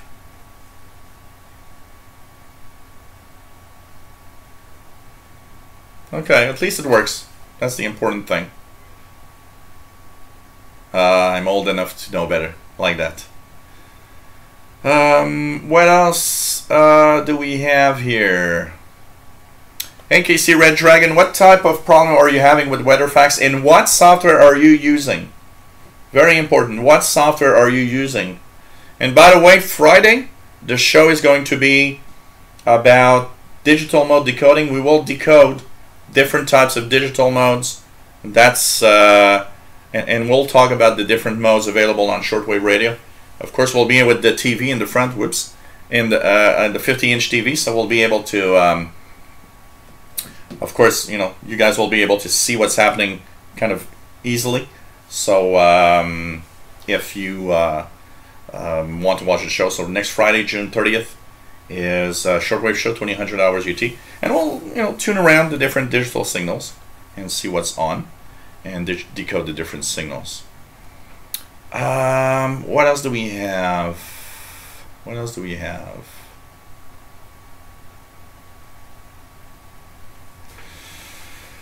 Yeah, well, Patreon is okay. It's a nice system, Ghost World. But you know what? After I've seen that guy almost get $1,000 off his credit card, I was like, okay,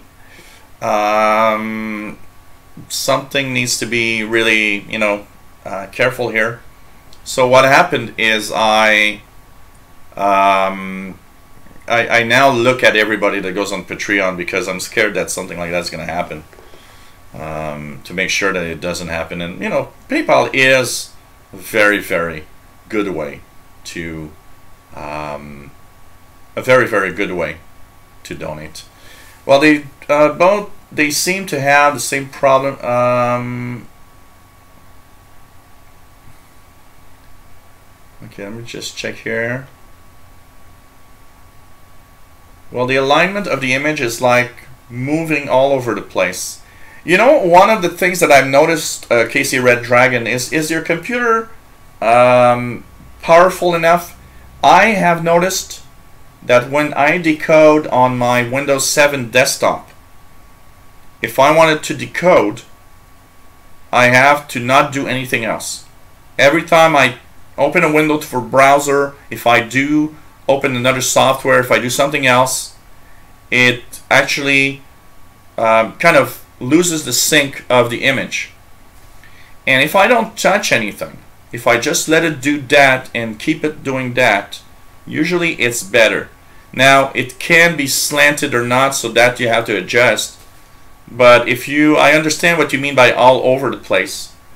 The times that it does that, personally, is when I do something else with the computer. I don't know about, if maybe there's too much things happening within your computer. Make sure that the sound quality is nice. And I found that multi-PSK decodes WeatherFax better than FLDG. Less problems in general. So you can try that out. So before the show ends, the DE31 will be on the floor. Yep.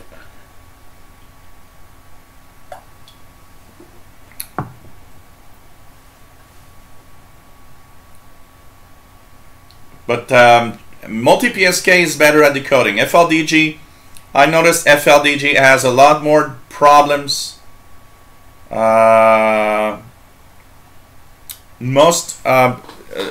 FLDG has so many problems with the different the synchronization. It's incredible.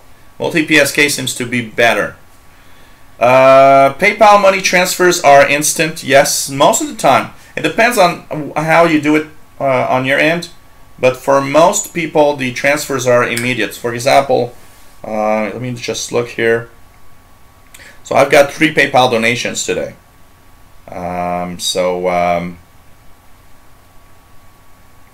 Geek Out, Patrick, and one earlier that I erased, but that comes from I forgot his name, sorry about that, but I've got three donations.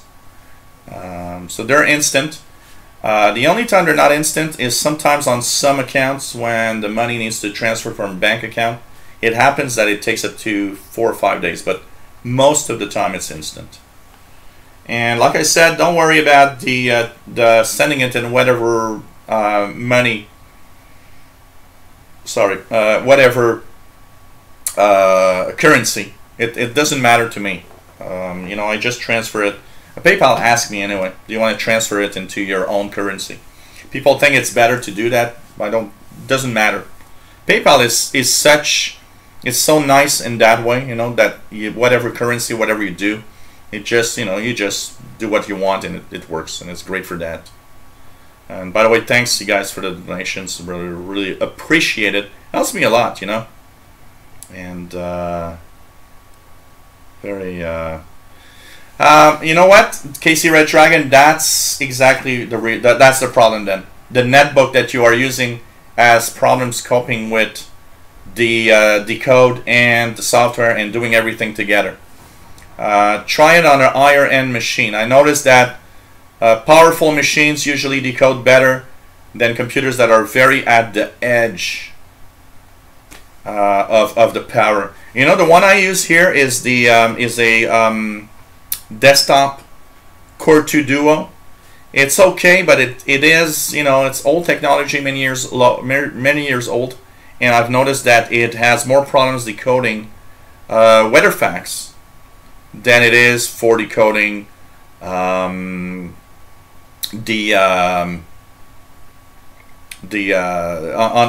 other machines.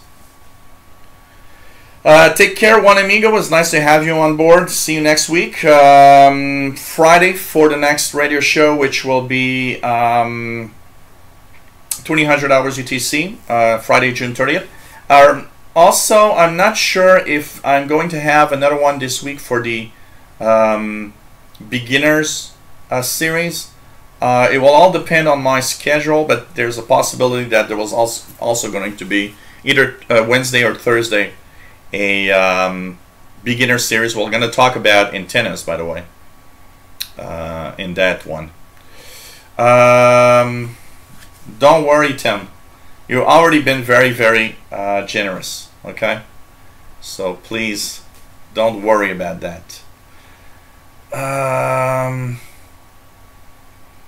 Yeah, I like JT65HF, Richard Tribble, because JT65HF decodes multiple JT65 signals at the same time, where multi-PSK is only one at a time, and that's sad.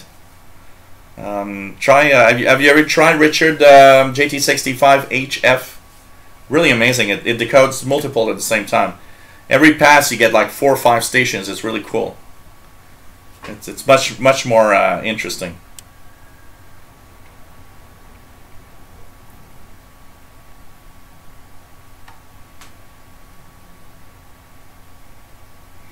So you are watching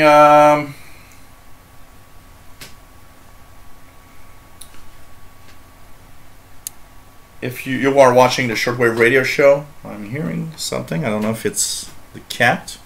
I do think there was a cat that was supposed to be here. I heard something. So this is the Shortwave radio show you are watching from Montreal, Quebec, Canada. And yeah, that should be okay. An AMD Phenom 2 with motherboard and analog scores to X4 probably would be okay. It all depends on your oh, okay. Well, Richard, really is much better. Can tell you that. It's amazing. I'm just gonna send you that in a few seconds. JT65HF. That is the king of JT65 decoders. Oh, and there's also Whisper, another one that I had that has also JT9. Is it JT9? But anyways, I'll send you this one. Install that, and you're gonna be happy. You're gonna see that this thing is amazingly cool, because you decode batches of signals at the same time, not just, you know, one at a time. So here we go. Richard, just downloaded from here. PA1 SBM. No, I will not fix your computer. So here you go. Check that out. That one will work fantastic. It will decode batches at a time. You know, sometimes there's 6, 7, 8 signals at the same time in every batch. So you have all of them. You have all of them instead of one at a time. That's the sad part of multi-PSK, only having one signal every time. There you'll have tons of them every time. It's pretty cool because, you know, if there's 8 stations broadcasting on JT65, you'll have 8 eight, you know, call signs. You'll have 8 lines appear with the call signs and the exchange. It's really, really cool for that. You're really going to have a lot of fun with that one, Richard. Hey, Calvin29, nice to have you on board, as usual. So let's do a little something here. Let's well, that one too. WSJTX, David, also decodes by batch, I think. But it has more modes. It has, you know, Whisper, it has JT9, it has a few more modes. But JT65 is really specific for JT65. And it works really well in decoding batches of signals all the time. Really, really nice. Was that 8 lines of beer or 8 lines of beer? I gotta say, pretty close, pretty close. Oh, God. So, well, you've missed my ranting of this superb Degen antenna and my review of the TIFDO V115. But don't worry about that, guys, by the way. I will be reviewing them in each in their specific video. I'll try to rant less at this one. Apparently, I've been ranting instead of reviewing. And we'll do two very specific reviews. I just want to do a little something here. It's field day today. Let's check out the signals. I'm going to go to the 20 meter band, and we'll see if we have a few stations from the field day today.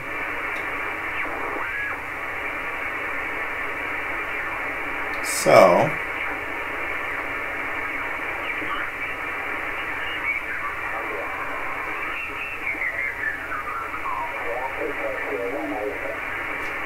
yeah, some field day stations. A few stations.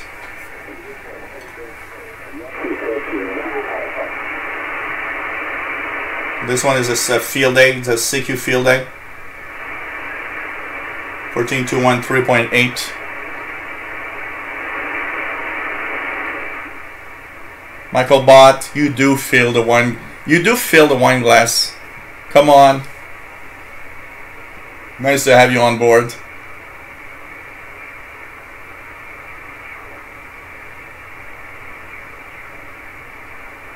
Not that many stations though. Let's check out 40 meters just for the fun. 40 meters, our sideband.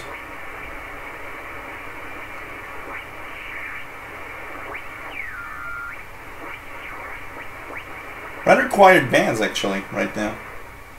But there are a few stations. There was one on 14213. And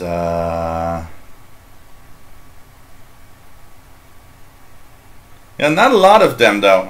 It's very, very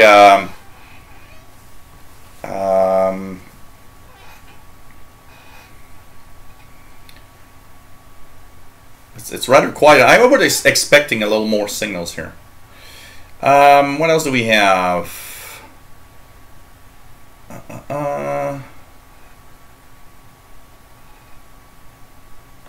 How did Gilles find the defensive?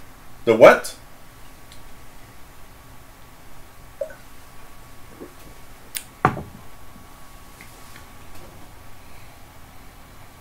So you are watching the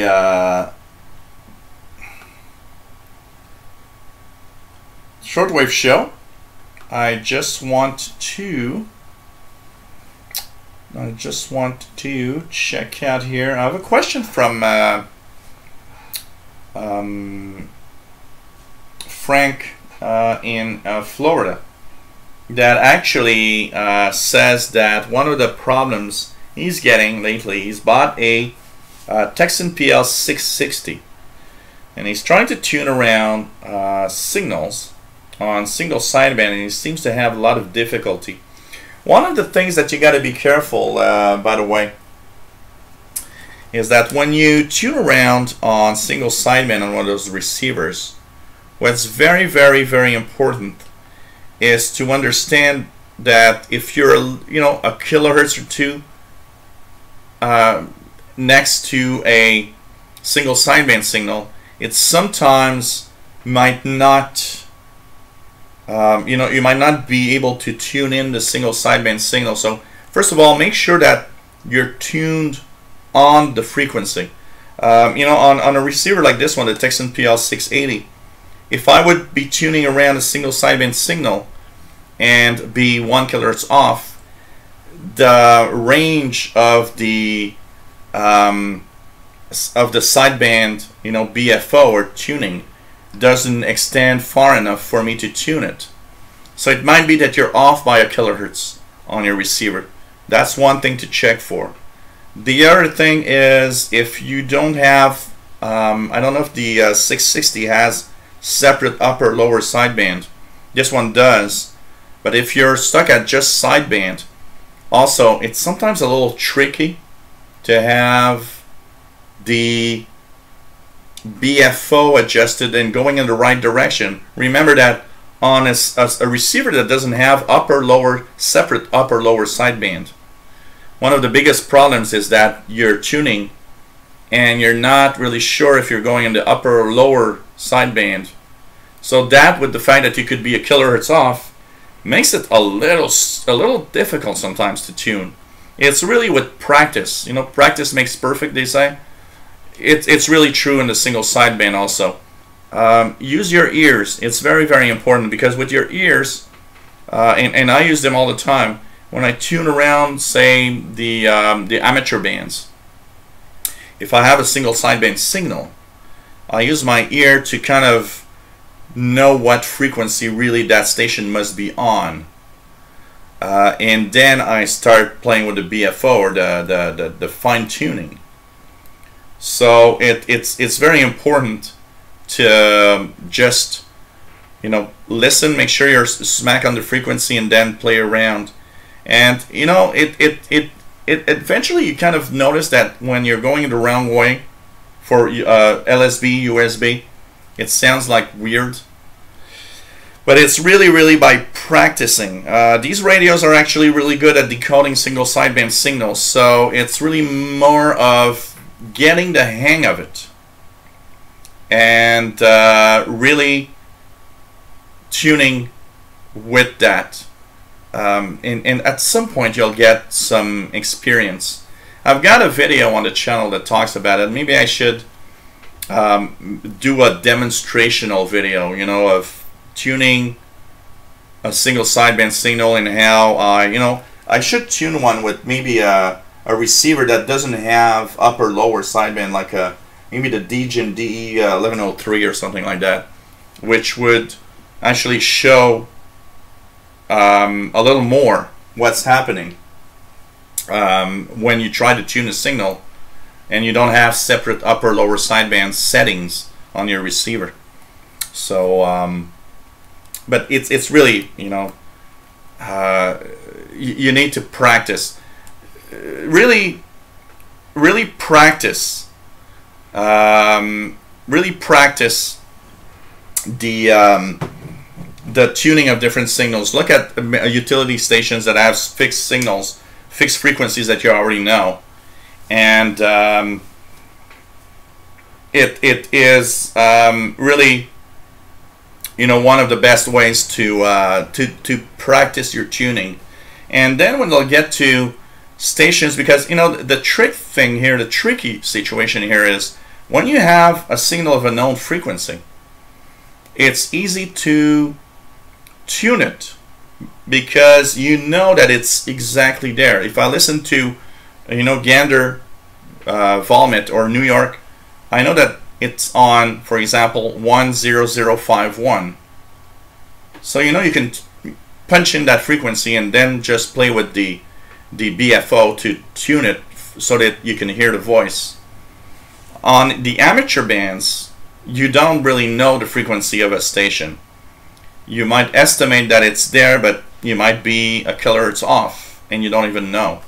It depends on the radio, and that makes it a little harder. So amateur single sideband signals are a little harder to tune in for the fact that you don't really know their exact frequency than utility signals. But tune as many signals as you can. The more you'll tune single sideband, the more you will get the hang of it. And at some point, it's going to be like almost natural, you know, and you'll just tune around. Imagine, you know, I was tuning single sideband signals with the Realistic DX100 here, which was my first shortwave radio, and I can tell you one thing. Boy, today when I look at how crappy that was on single sideband, I can tell you one thing. Man, that was bad. Hey, Tim, have a great night. Take care, and always fun to have you on board on every show. And as I'm off for the Windows channel, come and take a little side of the radio channel from time to time. Nice to see you, for sure. And it's pretty cool. So, you know, it's a question of getting the hang of it, and I understand that it's not always easy. Really not always easy to get the hang of it. You know, sometimes it's you're almost there and you can't seem to get it. And you know, I understand. I was there. I mean, I was at that point in time where trying to tune one of the single sideband signal was like, God, I just can't do it. I can tell you that. And it was really driving crazy here. So okay, throwing questions at you guys. Okay, let's see. You guys want to have questions? Well, I'm going to send you questions. Okay, it's my turn to send you questions. Yes, I do, Richard, already. I have a video on YouTube for that. But maybe one that will, because the one I have, I think, explains the USB LSB thing. But I think having one that shows how to tune a single sideband signal with a portable that just has a BFO, no upper lower switch, maybe that is missing. That could be a good video to have on the channel. Okay.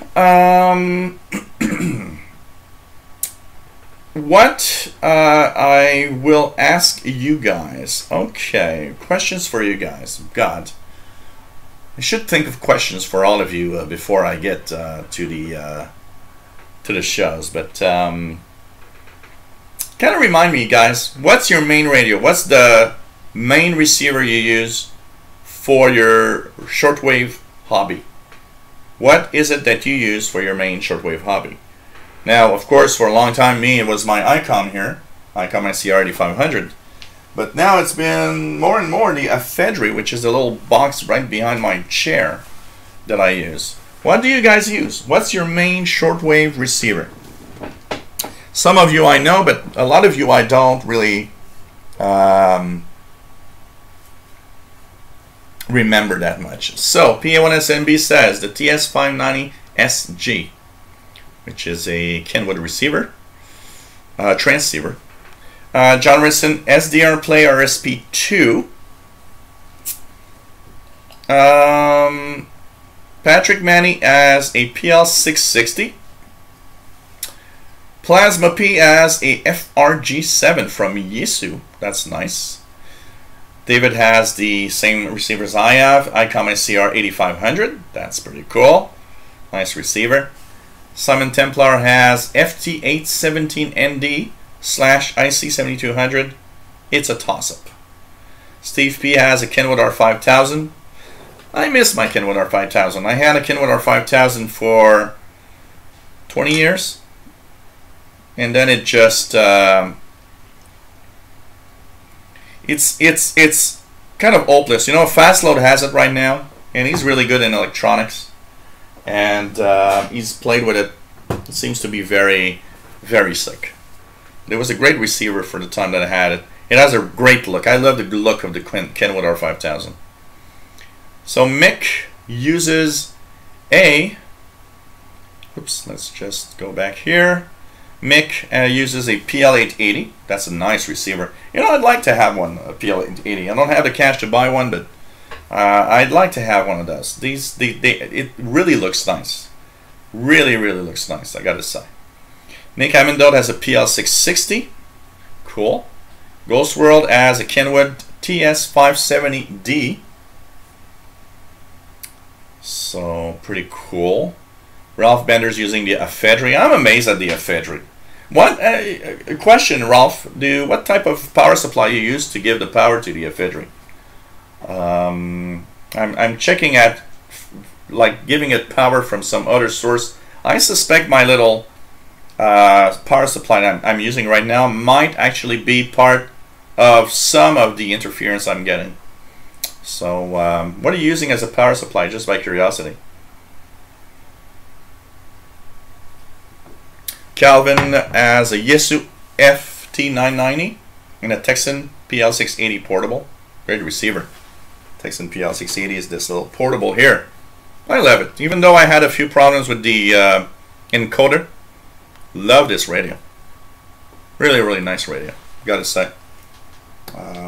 Been using it for what, 3-4 years now? At least 3 years, at least. KC135R is AT897D Shack in a Box. What's that? I'm curious. Crooked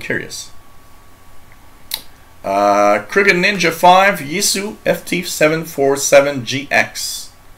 Excellent receiver, apparently. Cool. That's cool. Yeah, the R5000 is awesome. Absolutely. PA1 SBM. I love that receiver. I still remember my winter evenings with the R5000.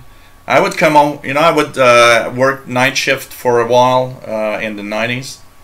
And one of the things that I would always do, that was like a religion for me. I was coming home from work. I arrived home, was about midnight.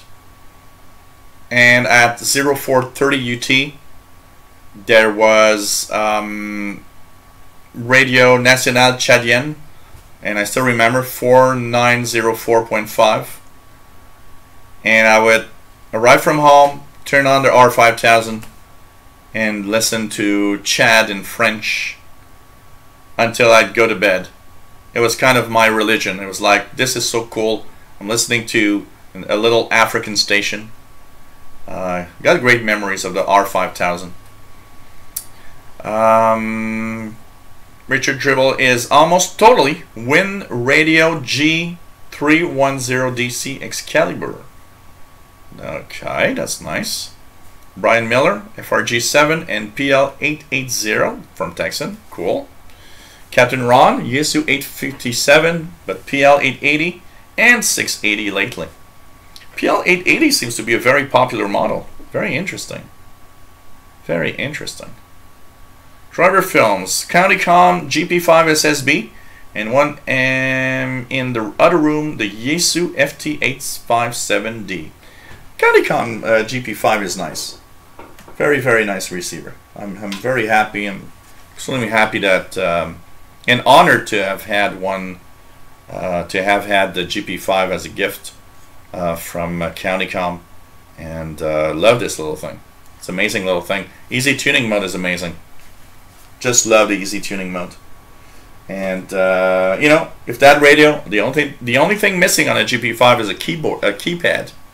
Add the keypad to enter the frequency. I am saying that that's one of the best portables around.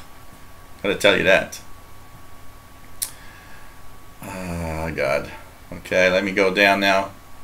I'm just coming to it. I'm a little far behind, but I'm coming, guys. Okay.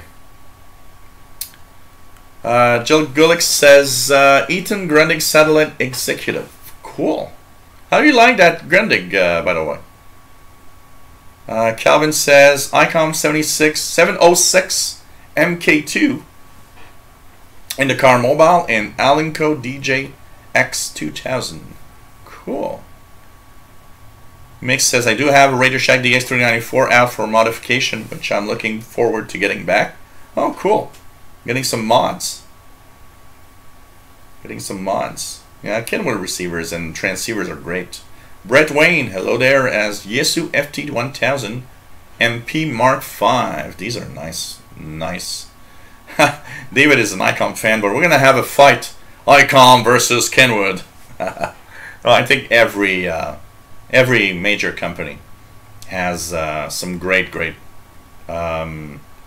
really great devices. Dan Evans says SDR Play RSP2 Pro until he can get his hands on an ICR 8600.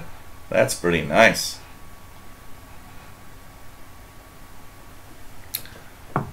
F. Blassie has a Panasonic RF 2800. I owned one of those long time ago. Sold it for 75 bucks. I wish I had not sold it. And a Grundig 750. Pretty cool. John Richardson says PL 880 is good. Started with that. Then Drake R8. That's amazing radio. Then, as you know, the RSP2 of SDR. Drake R8 is a nice receiver too.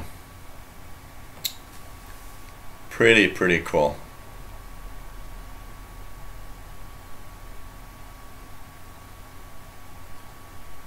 That Gilles Gulick is one of the Grundig satellite executive. Isn't that one of the black receivers with the orange display? If I'm not mistaken, it has an orange display on it. So you say you got a great radio with that? Yeah, Drake R8, R8E, great receivers. Which do you prefer, PL 660 or 680? I've never owned a 660, so I can't say from using it what I would prefer. But I gotta say that the PL 680 is very good. And from what I read and from what I've known from other people using it, it seems the PL 660 is pretty good also. And you know, when I bought the 680, by the way, I read a very long, very nice article review of the 680. And the guy that had made the review on shortwavelistening.com also owned the 660. And it was saying that if you have a 660, there's no really need to go to 680. But the 680 was great, and if you didn't have a 660, then just get the 680. So I don't know.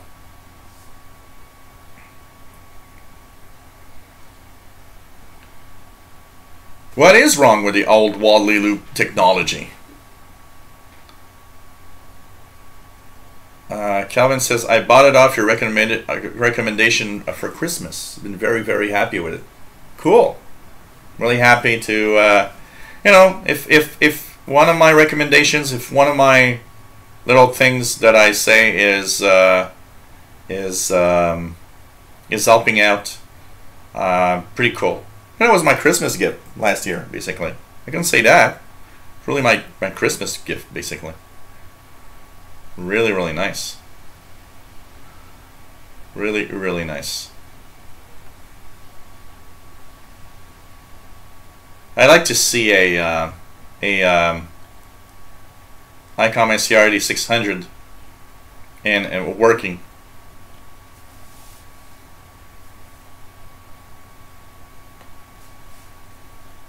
David says, Gilles, same for me, but with CRI Spanish. Used to listen every night back when I had a morning schedule in university. Working home in the afternoons and nights. Had to listen every day again. You know, one of the things I remember also is when I got my Kenwood R5000 in the early 90s. I think it was in 1990 I got it. There was of course, you know, it's a great tabletop receiver, but, you know, one of the things that I do enjoy back then is, you know, I was tired I was really working hard, and I was always, you know, you're tired, you get home from work, you're tired, you know. And I remember after eating supper, I would sit down on the balcony. And back then I had, what was it, the Grundig? What was that great Grundig?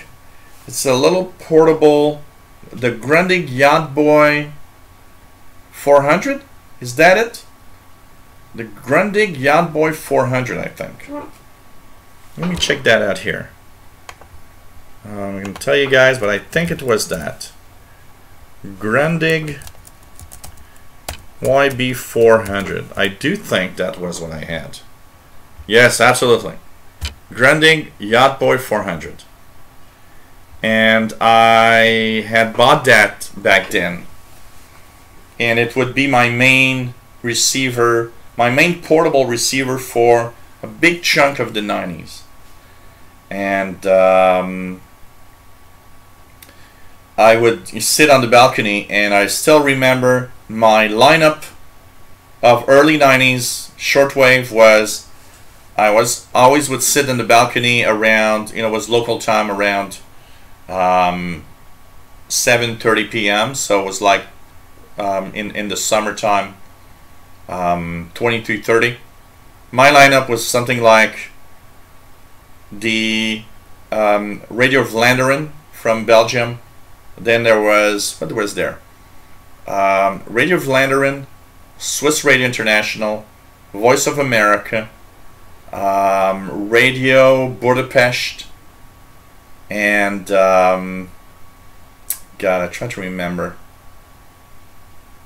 That was some of my main lineup of listening to shortwave back then. I can tell you that. Jerry DX says GP5 SSB good radio. I hardly use a keypad on mine. I have everything preset. Yeah, because, you know, by the way that it works, you learn that using the presets is one of the great way to actually tune around the different stations you want. Cool, Rathbender just ordered a GP5. You're gonna love it. It's a great receiver.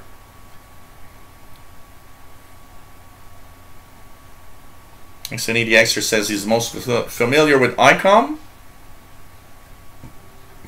Oh, I'm sure there must be a comedy with ICOM and Kenwood. I mean, these guys have been along for such a long time that there must be some, you know, cartoons or anything, or comedy of ICOM versus Kenwood. I'm pretty sure. Pretty sure. Yeah, 400. The Yacht Boy 400. That was a great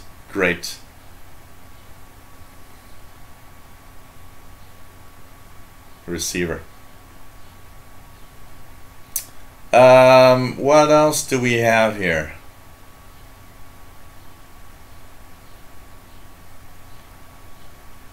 Nick says, fair play, Gilles. I thought you had used both the 660 and 680. Both seem to be great portables. Yeah, no, I've used the 600 and the 680. 600 is not here, but I have both the 600 and the 680. The 600 is in the back. I actually took out the 600 in the past week. I mean, the Texan PL 600 I had not used for more than 6 months. And I saw it because what I like to do is shuffle around. You know, I got a lot of little portable receivers, as you guys have seen. What I like to do is shuffle them around, because I don't like to have a radio on my shelf that doesn't work for a long time. So at some point I look at one and say, hey, that one I haven't used in 8 months. So what I like to do is take it and start using it as a receiver in my home for a few weeks. So I took out my PL600, and my Degen DE1103. Both I had not received. Both I had not at all used for quite a while. So I wanted to make sure that I use them, of course, because that's one of the things you want. Is, you know, I love having the radios there, but one of the things that I always say is I don't want them to be just there. I didn't buy them just to look at them. I bought them to use them, and I rather have them wear out because I use them a lot, than just collect dust and that's it. I do find that, you know, there's part of that side that, you know, come on, I'm not buying a receiver just to look at it. I'm buying a receiver because I'm going to use it. You know, if I that TVDO V115, I bought it, but I bought it in the spirit of, well, I'm going to use it as a receiver. And actually, in the past 2 days, I've used it all evening in the past 2 days, and really enjoyed it. So, you know, I kind of rotate the receivers so that I can use them all the time. How do you find the Degen antenna behind you? Crappy. It doesn't do what it's supposed to do, but it works. It's just, you know, don't get me turned on again about that. Someone said I ranted instead of reviewing it. But, you know, like I said, I do understand why some people did find that it works. For sure, you know. And, you know, pretty nice. Pretty nice. You know, the ICOM 8500 that I got here that was my dream radio. I mean, throughout the 90s, I drooled all over. Well, you know, from the first time I've seen it to, you know, until my Kenwood R5000 died, that was my dream radio. I was like, I want to have the ICOM ICR 8500 because I wanted to have something that was equally good and the long wave, medium wave, shortwave, and that would be a fantastic receiver, all mode, VHF, UHF. And for that, it's difficult to beat the R8500. It is an amazing receiver. And I'm very, very happy to have had it, you know. And for those that don't know the story behind the R8500, I bought that in 2010, something like that, 2010, somewhere around 2010, 2011. The way it actually happened is my Kenwood R5000 had died, and I was dreadfully, really sad to be, you know, forced to use a portable receiver for DXing. So the funny thing happened is I just had my brand new shiny credit card in 2010. And I you know, it wasn't, I didn't plan to buy it, but when I went to radio, I would go to Radio World Toronto regularly to check out the radios, and it was always like $2,100, $2,200. And when I got my credit card, you know, the weird, there's like the stars are all placed that you have to buy it today. I saw that it was on sale at $1,750. So I looked at myself and I said, well, you got a reason to use your credit card now, and that's a special that you won't see very often. So I just jumped on the occasion and I bought a receiver. I said, oh God, it's my dream receiver, come on. And that's what happened with that ICOM. So, you know. Yeah, you're really better off with a simple wire antenna. This thing doesn't really do much. Shannon on 3413 probably is what you mean in that number. It's too early here for 3413. I could maybe receive Shannon on, let's try 5.505.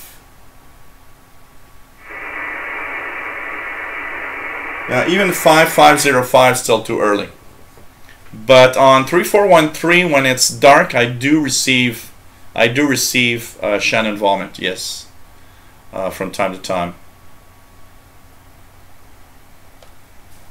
Well, that's interesting. Rob Bender says didn't have to pay tax for the ephedrine because it's computer part. You know, here it's so weird. When I bought my Texan PL 600, a friend of mine, take care, driver, film, shortwave. A friend of mine ordered the same receiver. Okay, because I remember back then I told him he didn't have a shortwave radio, and I told him, you know what, for the price paid versus performance, the Texan PL 600 is really amazing. We both ordered from the same seller a Texan PL 600. And it was back then around something like 75 Canadian dollars, $80 maybe, 80 Canadian dollars. And I remember he received his, didn't ask anything. I got mine, and I had to pay the sales tax of Canada. And I was like, that is so weird. I had to pay the sales tax and you didn't. You know, it's like so weird. Technically in Canada, the rule is that you have to pay sales tax on anything you buy from outside Canada when it's over $50. In reality, 90% of the time when I bought over $50 things, they never asked for tax, for sales tax. But that one was a funny one, you know. It's like, he's got one and I don't. What the hell? I have to pay tax and he doesn't. This is so weird. How many HF radio does everyone have? That's a good question, Crooked Ninja. I don't know. More than 30? 1, 2, 3, 4, 5, 6.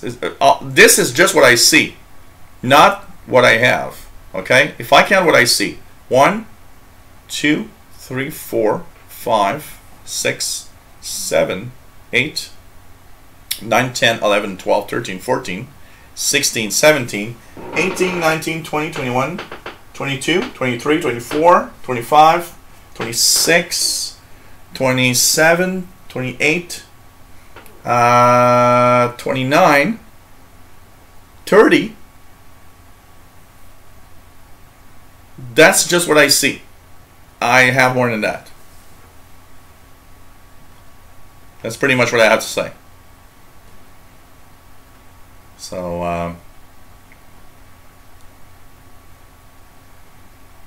I like that. Crooked Ninja says can never have enough. That's pretty much what I have to say. Bobby wants me to set fire to the Degen antenna. I'm gonna set fire to the sky. Oh man. No, I think it's a good thing. Well, put foil and use it as a kite. And, you know, maybe I'll get zapped somehow or something. Oh, God. No, you don't need to buy that Degen antenna at all. I can tell you that. Oh, yeah, you want it? I'm going to ship it to you.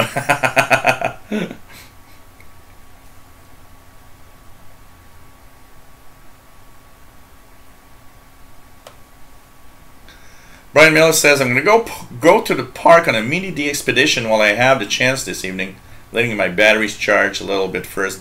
That is a great idea. You know what, Brian? It's cool because it also not only makes us do one very fantastic thing, it's the fact that you're going to listen to your radio and it's a cool hobby, but it is fun to do it outside somewhere, you know, especially in a beautiful summer evening. It's just fantastic. It's just so much fun. And you really need to do it. Brian, Iowa, nice to be here. You should be able to hear all kinds of hams on shortwave today through tomorrow. Yep, there's field day. I talked about it a little earlier. We just tuned a little bit. There was not a lot of activity. I could hear a few field day stations, but yep, field day. Remember, guys, field day is going all the way through tomorrow, 2059 UT. So nice to have you on board. Yes, Richard Dribble, I did buy my R8500 at Radio World in Toronto. And got shipped and got it like 2 days later. So it does come from Radio World in Toronto, Richard. Absolutely. Hey, 1620 AM, Red Horse Radio. Nice to have you on board. Nice to have you on board. Andrew, KK4UDD, nice to have you on board. He uses GP5 SSB, great radio for just like 70 bucks. Yes, it is. Amazing little radio. I'm really happy with mine. Very, very happy with mine. Dan Walsh says, no fire. Oh, God. Attach some fireworks. Oh, you know what I could do is take some of these model rocketry motors and set them up around it and try to have some kind of weird looking effect or some sort. Maybe I should put these rocket motors on it. Maybe that would be a good one. Oh man. Oh God, CKVL. That is memories. I remember my parents listening to CKVL all afternoon. All afternoon when I was like 12. Oh, I should do that. Yes, I will do that. I'll put it on eBay and say super extra fantastic loop antenna. Never, never will you want another antenna, you know, for shortwave listening. This is the best ever. $300 plus $100 shipping. Yeah.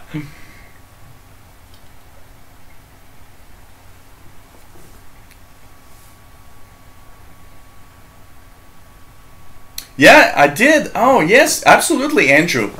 KK4UDD. You know what? Yesterday and today, I tuned this afternoon to the Fedri SDR. I was on 10051 upper sideband, and New York aviation weather at all locations missing.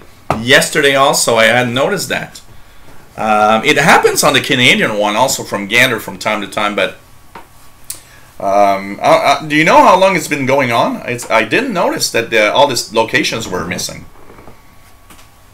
But Jay Watterson. Oh God.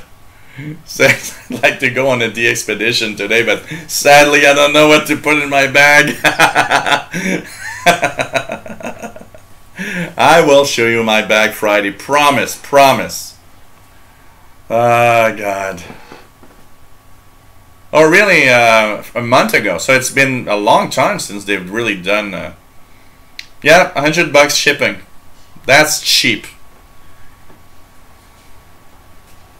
Oh, God. You know, it's like it's when I see these portable receivers on eBay.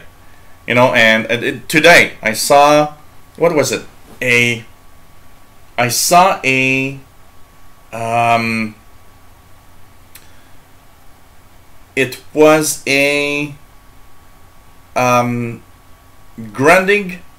S350 DL, which I paid $69, which is a big portable receiver, and it was on eBay. Buy it now, $449 plus $75 shipping. And I was like, what the hell? If somebody buys that, he's completely nuts. I just can't believe that that was there.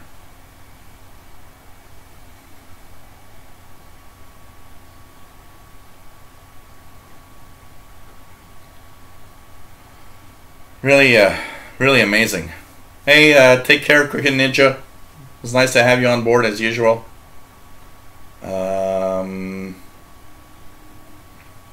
Richard, we're talking about the locations. New York Radio has all the weather, you know, the cities for the weather locations, and they're missing. Hey, take care, Richard. It's nice to have you on board as usual. And you're watching the live show from Montreal, Quebec, Canada. And I want to thank everybody that have donated. Last little time here. If you guys want to help me out, donations through PayPal, much welcome. They help me continue in what I do. And if you enjoy our shows and the gathering of, you know, all of us together, it really, really helps us continue. And it's really, really nice to have, you know, support from all of you guys, because really, really, without support, I would not have been here probably at this point with the crappy AdSense donations. Really, really is very, very nice to have all of you on board. And yes, probably I should be checking out a Putin dinner on PayPal. I did receive a few more, so they're probably all there. I just didn't look at, you know, I didn't go to the PayPal page. I just see the little P's appearing, you know, the little PayPal P on the top appearing from time to time. And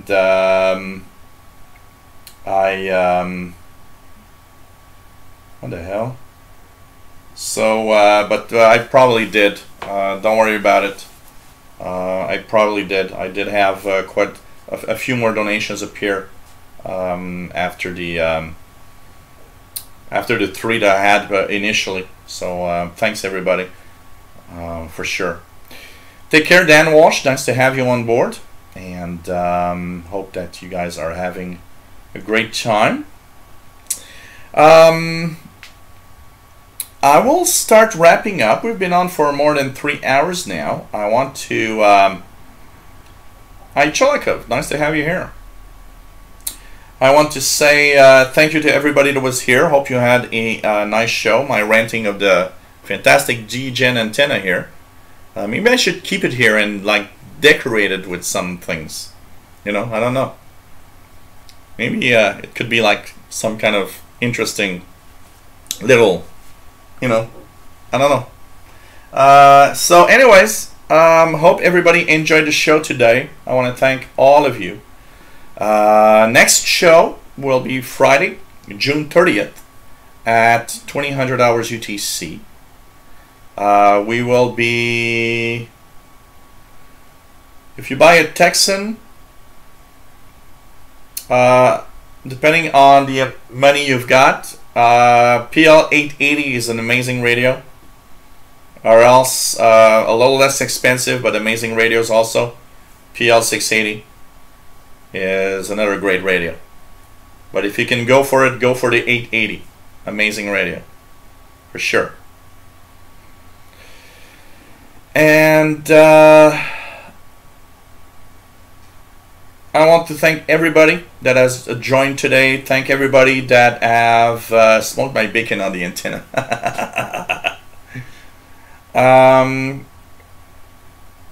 Thanks everybody that have donated. For those that can't, I totally understand. Don't worry about it.